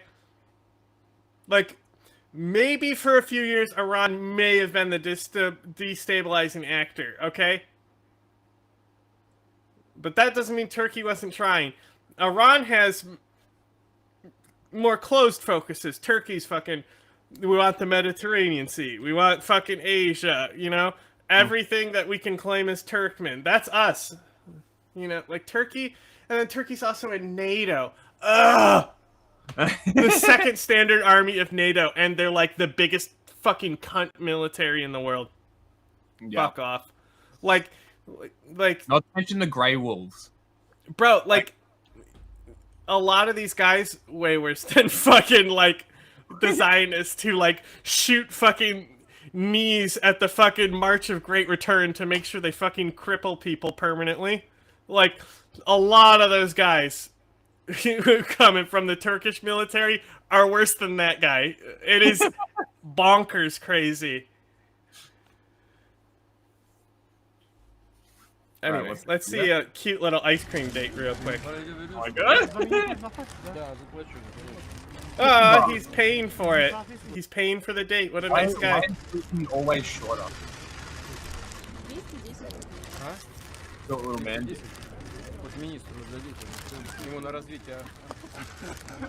I love that. Give the change to the minister for the aviation department is a pretty funny line from Putin. Yeah, we don't joke about Turkey. Fuck Turkey. I fucking... Ugh. You know, like, when Vosh was doing all that NATO apology shit, and, like, I'm literally seeing, like, not credible evidence of, like, chemical attacks and shit, you know, at the same time. I remember.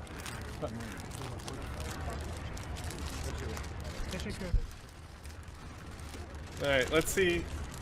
Putin, a regular human who knows how to eat ice cream, right? Looks like he doesn't know how. What are you doing? Why he eat it like that? You gotta, it's about the angle. The official ideology of North Star Radio is Marxism-Leninism, the synthesis of Karl Marx and Frederick Engels' 19th century critique of capitalism, combined with the revolutionary... Are these the... These are the Mount Rushmore guys, right?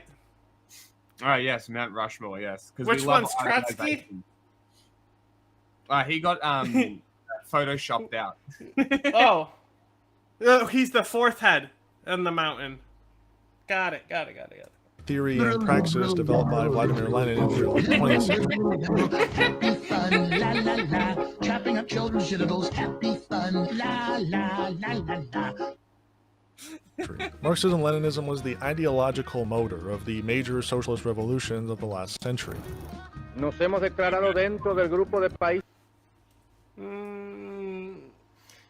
Can we also just, like, maybe squeeze in a little bit of, like, rhetoric that's, like, how Maoist or basist fuck there as well? Like, they're technically an offshoot of Marxist-Leninism, so it's not like he's wrong, but, like, can we get some more, like pro-Maoist shit in there? No alineados, a pesar de ser you know what's the best thing about the Maoists? Killed Soviets. They're real good at it. Leninistas, porque los no alineados como nosotros luchan contra el imperialismo. Oh, are we reading this? What's going on? Yes, for you. If Hamas and surrender in good faith, what do you think is the best thing that could be done by the Israeli? Okay, this is the issue. We're talking about, like, a rational scenario with fucking Israel right now. Like, I don't know if Hamas can surrender. That's like Ukraine being able to surrender in good faith. You know? Like, I don't know if there's a way to stop Israel. I mean, sure, there are ways, but like I said, this is that, like, realist type shit. Like I just know how these motherfuckers operate. And it's like, the fact that, honestly, like, this whole, like, ceasefire post-nuke thing, Trump may have done more to end this war than fucking Biden at this point. Queremos paz.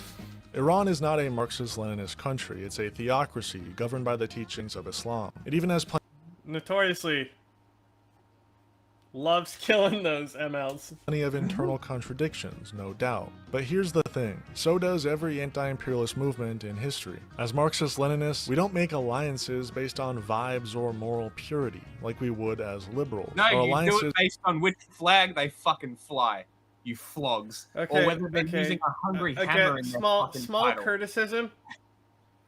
Using too general language. Everyone in history, bro, like, immediately was flashing in my head, like, fucking Myanmar right now. You know, and, like, even, like, fucking, like, you could fucking maybe find contradictions there, but, like, Iran level contradictions and fucking, like, the Zapatistas, fucking, autonomous admin, Northeast Syria, and then even jihadist movements, like, there's plenty that were like they knew their agenda and they fucking followed through with it, you know? Like, and then there's other ones that are more political about things. Are based on it's like and the fucking Bosnians also did commit war crimes against the Serbs. Okay? But not every military who's resisting something does do war crimes, right? That doesn't make the Bosnians less worthy of fucking having a genocide ended against them. So I would just maybe drop the word every. A lot. Yeah, so I think that is mostly his goal. I think it's also isolationist shit as well, coupled with this is what I was talking about earlier, but, like, even they were gassing him up because there's a big thing going on with the Congo and Rwanda, and the guy in the Congo, who's obviously he's the one with his country being fucked with by Kagame, right? He's over here being like, I've already put forward that I think Trump should be nominated for the Nobel Peace Prize over this ceasefire talk, and he was, like, so giddy about it before he was trying to mentally finger fuck this reporter in the office. Analysis of material conditions and the principal contradiction of the moment. Today, that contradiction is imperialism. Iran has been in the crosshairs of U.S. imperialism since 1953.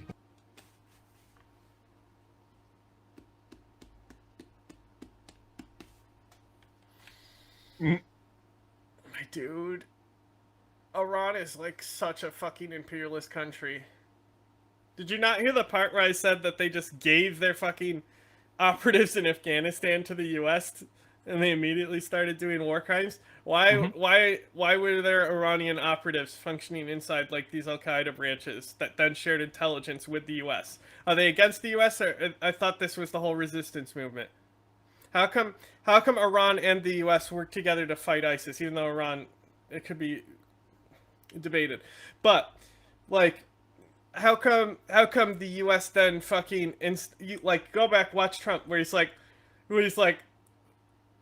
well, why would we stand with the Kurds and fight Iraq when we just fought a 10-year war there?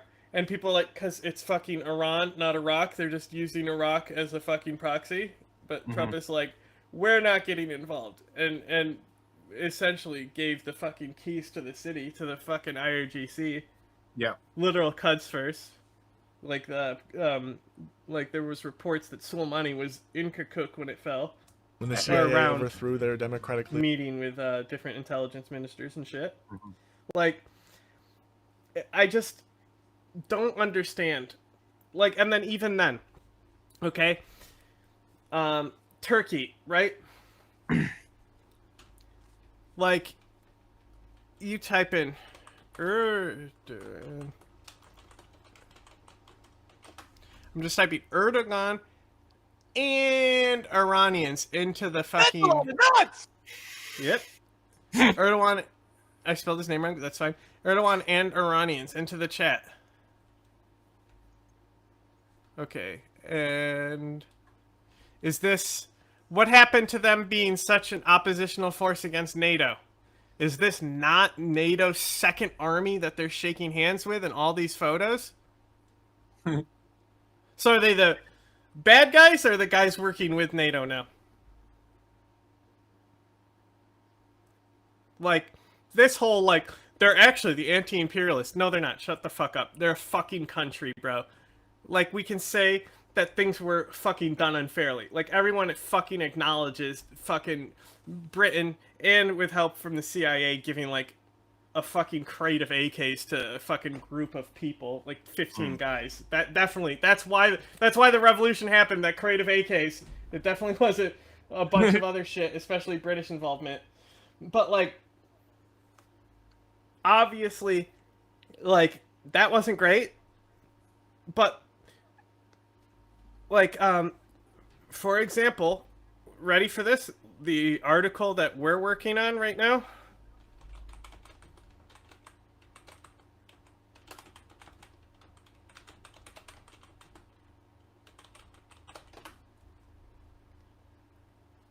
Okay, so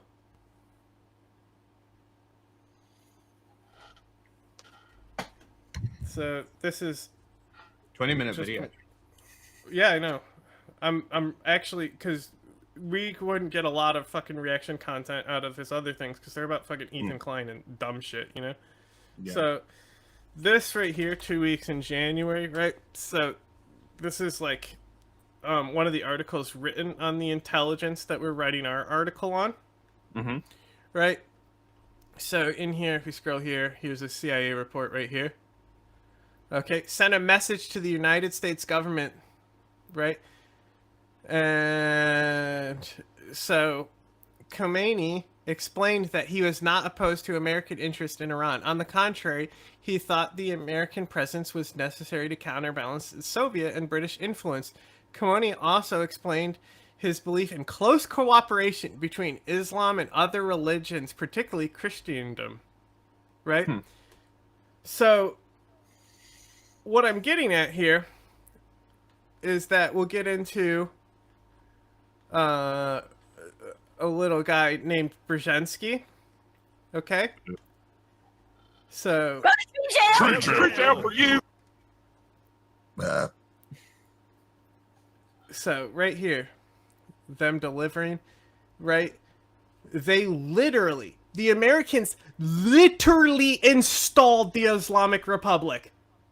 Like, there is more concrete, hands-off, hands-on regime change moving the Shah to the Ayatollah than the Americans had in fucking ousting Mossadegh. But why do we only care about Mossadegh? And we don't care about them actually putting this guy in power, who's supposed to be the big evil guy that we're scared of. Right? And so that 80s Reagan working with them.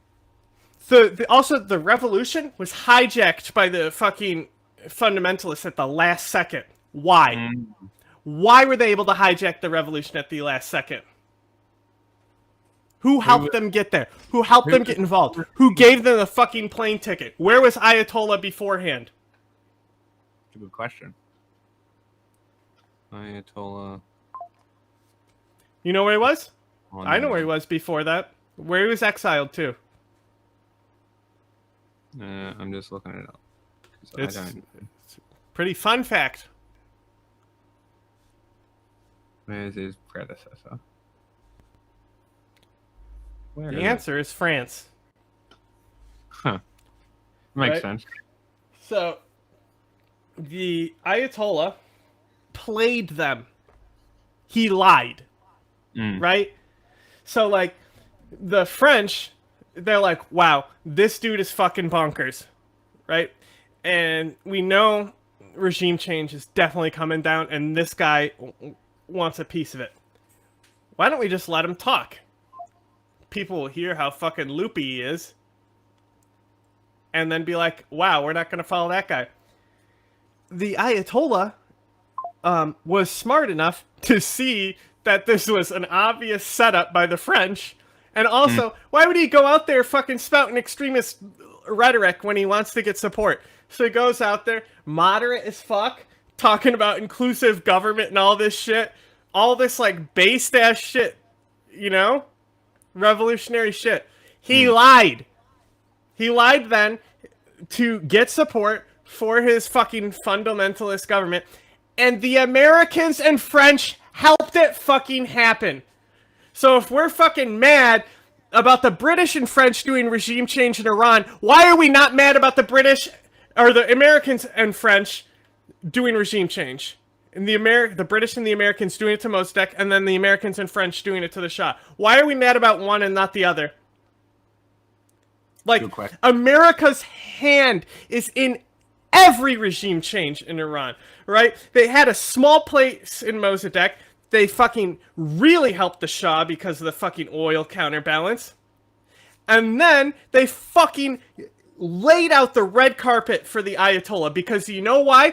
Because some fucking Polish guy, who the CIA said fucked up their ops because he was too anti-communist, some fucking psycho Polish tradcath said, hey, I got an idea.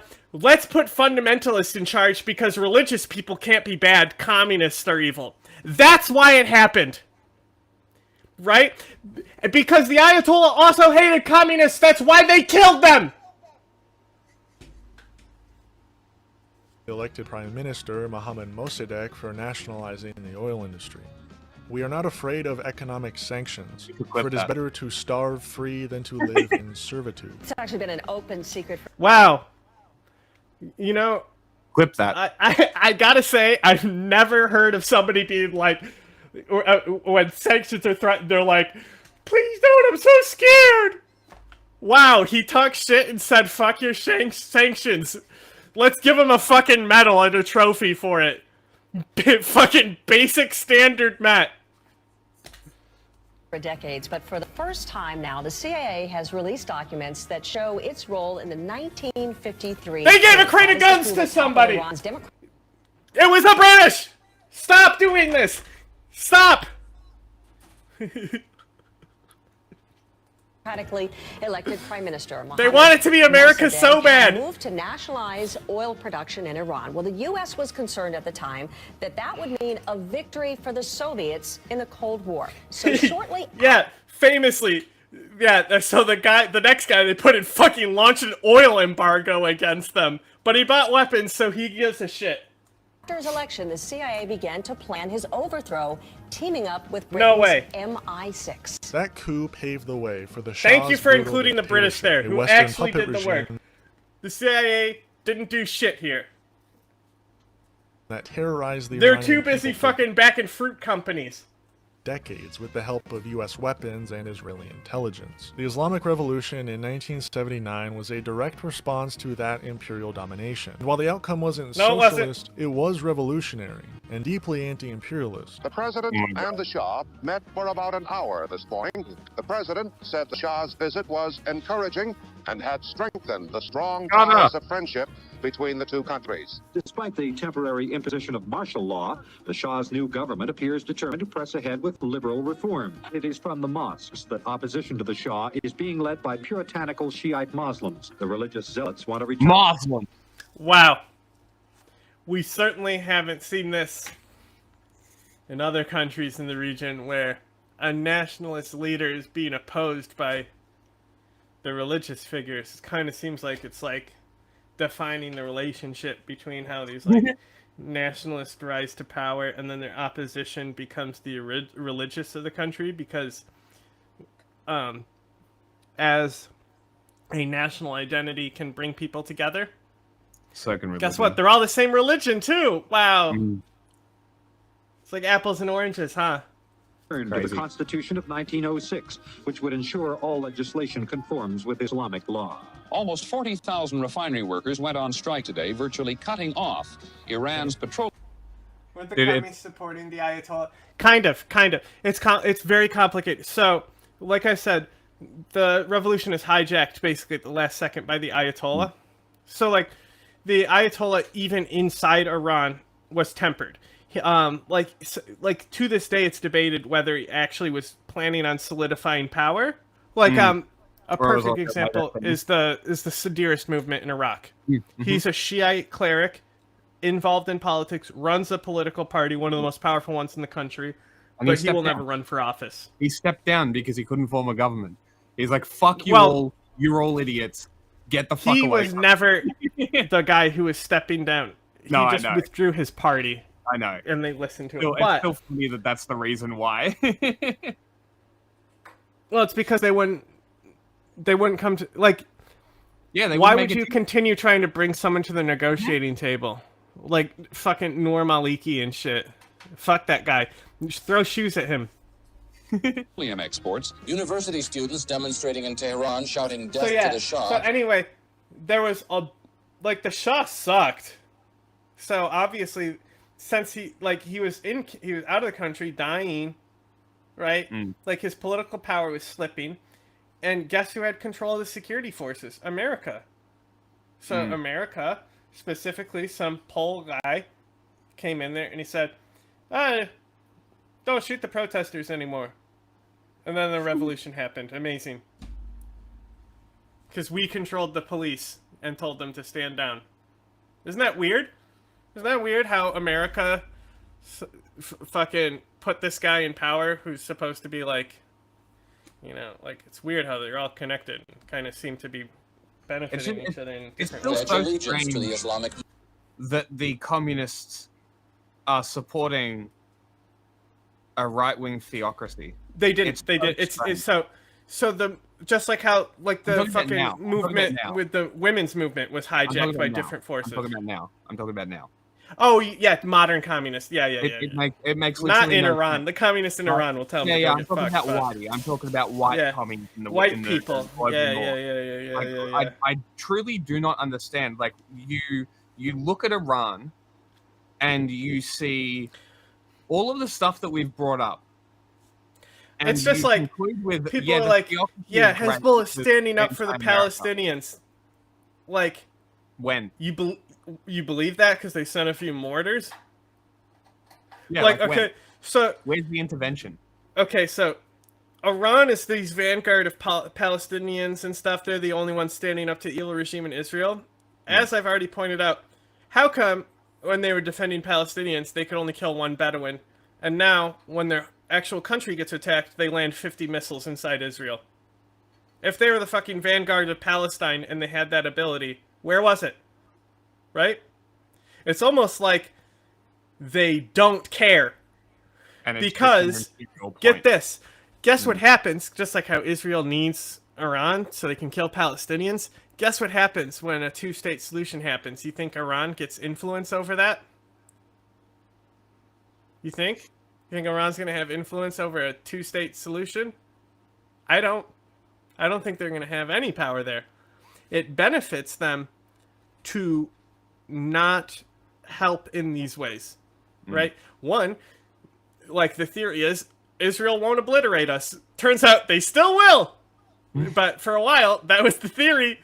It's like the Game of Thrones where when it's like, I've been staring at this guy every day and he hasn't picked me for execution yet. And then he immediately gets picked. Movement of the Ayatollahs. The number killed in Tehran since the beginning of the month is probably well over 100. But people in this crowd were saying... Also, I just want to point out how funny it is that Mohammed bin Salman literally said, oh yeah, the only reason that we have to oppress women is because Iran had a revolution and then it radicalized our people against our liberal reforms that were happening. We did it to appease the fundamentalists because they were scary. And it's all because of Iran. I believe him. I also think that journalist cut himself up. And believing 7,000 had been killed. Emotions over the dead and the rumors of dead are high. Every day here now, the demonstrations and arrests go on. Iran kicked out the Shah, shut down the U.S. embassy, and built a state that to this day refuses... Kicked out. Bro, he was getting cancer treatment. Like, he had no interest in going back because he was dying, you know? Yeah. Like, fucking... France kicked out Napoleon. He came back. Because he actually fucking, like, gave a shit. The Shah is, a megalomaniac. Maniacal megalomaniac. Yes. And he... Like, Napoleon had, like, a different complex. Yeah, the Shah is, like... The Shah, he's so, like, he's always looking in the shadow of his dad, who actually was, like, a military commander and stuff.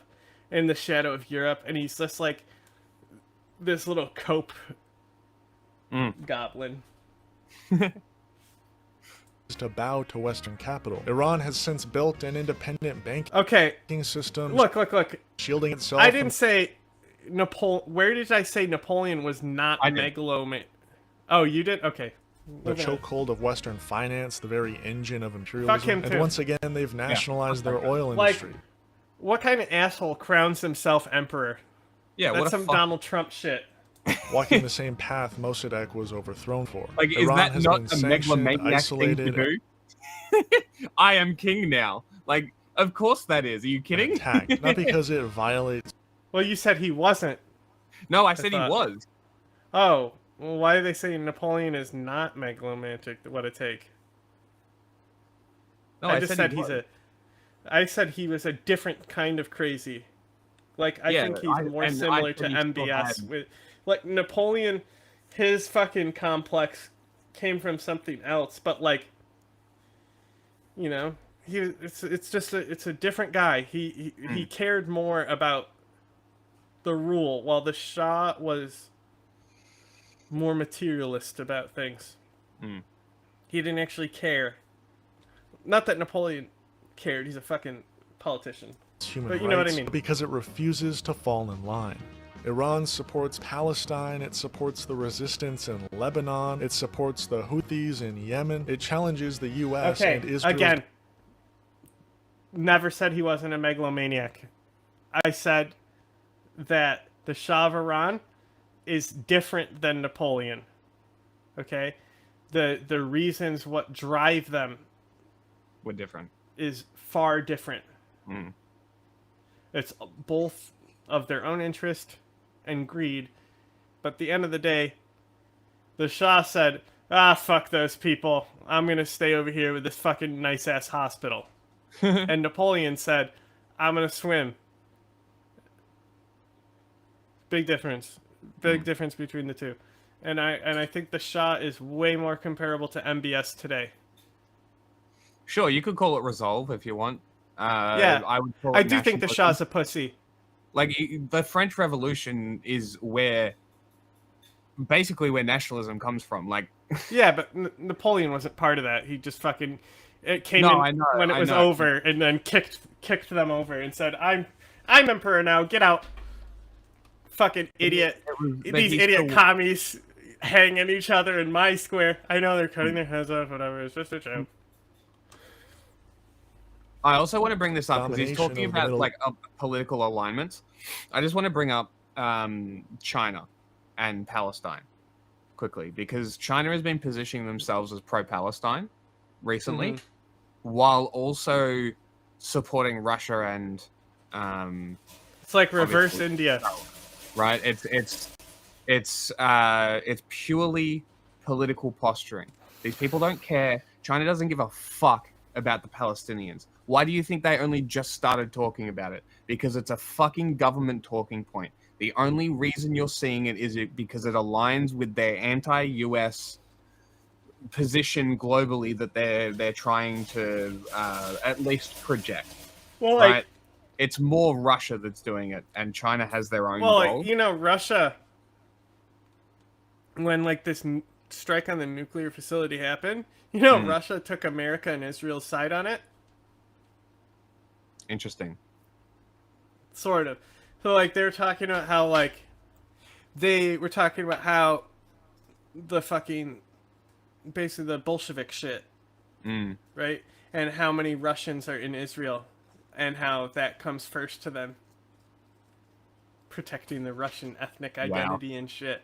It's almost like they're That's amazing. It's like, Iran, you didn't let us come in there and do our imperialism, even though that's not what the Bolsheviks were. But you know what I mean? It's just like, it was a very, like, out of fucking left field type of take where they're like, yeah, we're going to stick up for those Jews.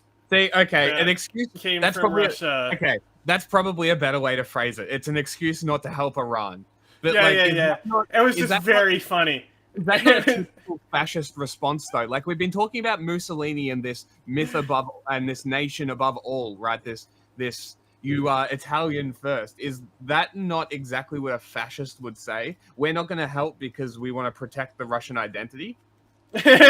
No, that's what's funny about it. That's what I'm saying. Crazy. Like, that's fucking hysterical. Because people like this guy also support Russia. I don't know about that. We'd have to Well, ask maybe him. not him specifically, but a lot of people in his circles, especially around Iran, a lot of them love to retweet. Yes, it's not China. People. It's not Russia and China's interest to let Iran get a nuke. That's why they were part of the fucking JOCPA. Exactly. To have like that's why like when I was doing the advisory stuff when the Mujahideen government came in and shit, I was kept pushing the idea, even though there's like Uyghurs there, right? Yeah. That the olive branch should be extended to China to try and get involved in fucking rebuilding an infrastructure. Like they look at Kenya. You know, Kenya could not be the state it is now if it wasn't for China coming in and doing infrastructure development. Yeah. So that's what I've been saying is that the reason is because if we pull like more people into things like this, like a joint nuclear deal with the 5 fucking people on the fucking Security Council, that's a fucking good policy. Like that, the policy itself, having those people involved, is better than the policy itself. You know what I mean? Like, it doesn't matter how effective the policy is. It's these fucking 5 countries working together on a fucking common goal. Exactly. It's getting them to the table. So like I said it before, it's not necessarily like if the JOCPA, the Iran nuclear deal, I can't remember the letters half the time. If the Iran nuclear deal is in place, would it stop the invasion in Ukraine? No. But what I was saying is that it was still one of these things that forced, it's just like the UN existing, forced these people to have their communication vectors open. Yeah. You know? It's like a good thing to constantly like engage in these diplomatic deals that tie countries together. It's like the modern day you know fucking your family around so you're all intertwined and inbred. That's why the empire hates Iran, and that's why we stand with them in their fight against imperialism unconditionally. Imperialist country.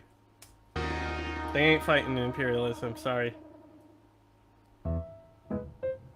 We don't have to romanticize the Islamic Republic. We don't have. I mean, like, bro, you literally have been romanticizing them the whole time. What the fuck are you talking about? I would prefer nobody to get bombed, but like, the fucking missiles hitting Israel and shit, like, hard to have sympathy.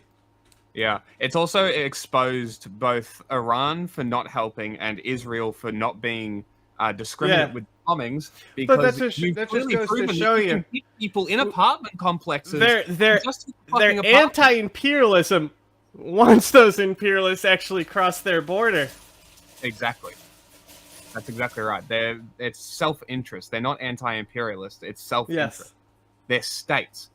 Like, this is your problem, Yeah, Marxist. like, I'm like, oh yeah, we support this state because it's anti-imperialist. If you were a real fucking anti-imperialist, okay, you'd be able to talk about al-Qeada like I do. Like if you don't understand, and you're just like, oh, they're anti-imperialist because they were fighting America. Nope, that's not what I said. It's also not like I said, as we referenced in the beginning, the one guy, Mullah Karaf, that's not his name. It's sure. I'm just saying Karaf because it's funny.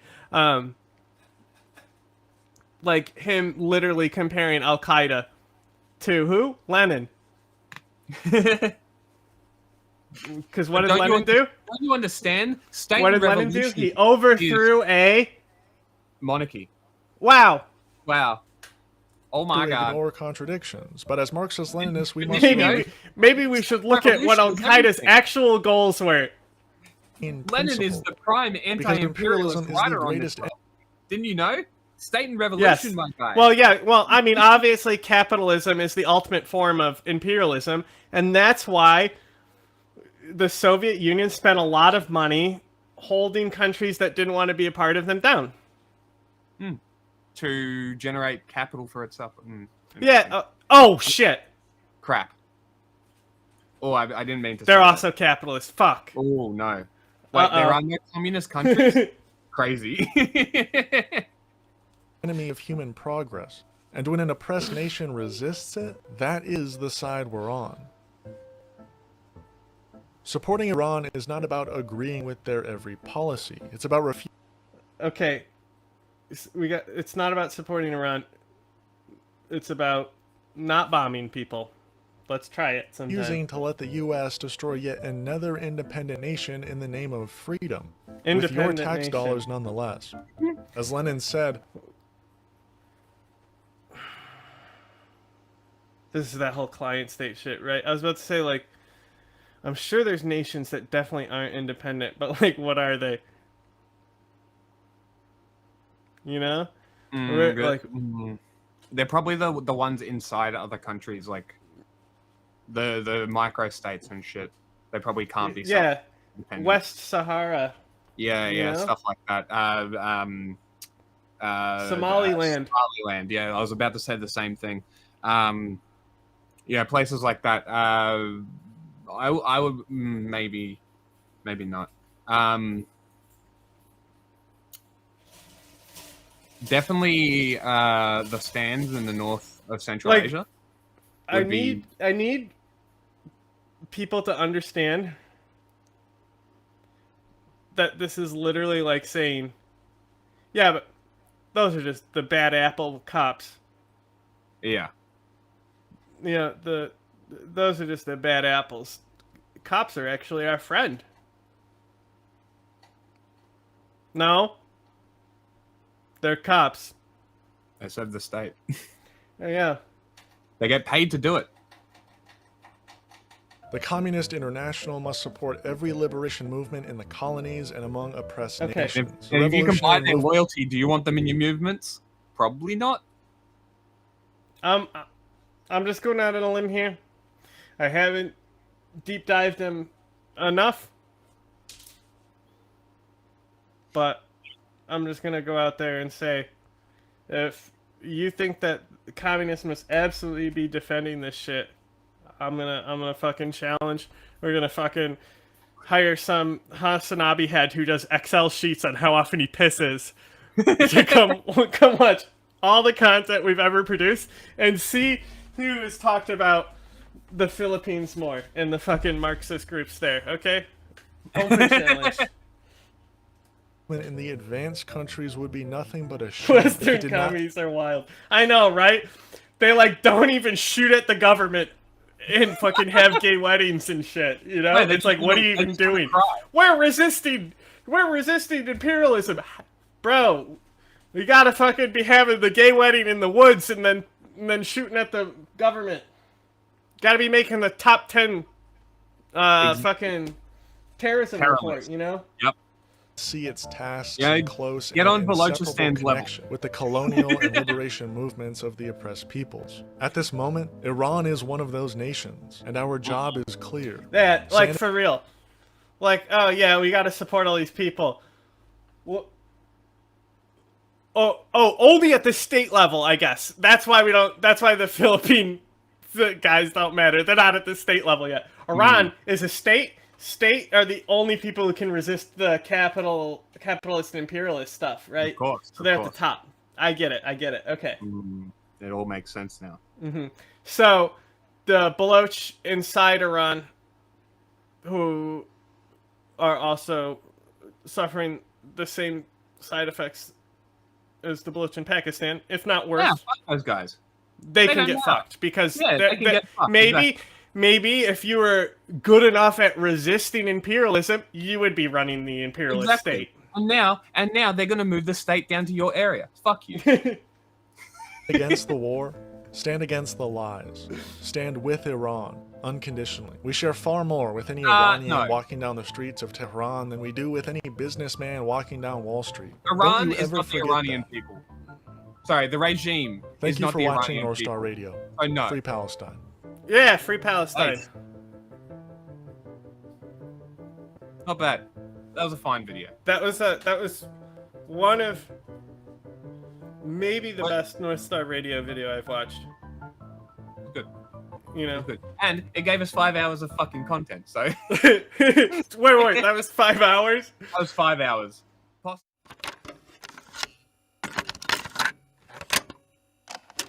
Are you aware of a CIA psychological profile about you, sir? Would you be interested in hearing what the CIA had to say? This secret study portrays as a brilliant but dangerous megalomaniac who is likely to pursue his own aims in disregard of U.S. interests. He's an uncertain ally. Shall I go on, or would you prefer that I stop, sir?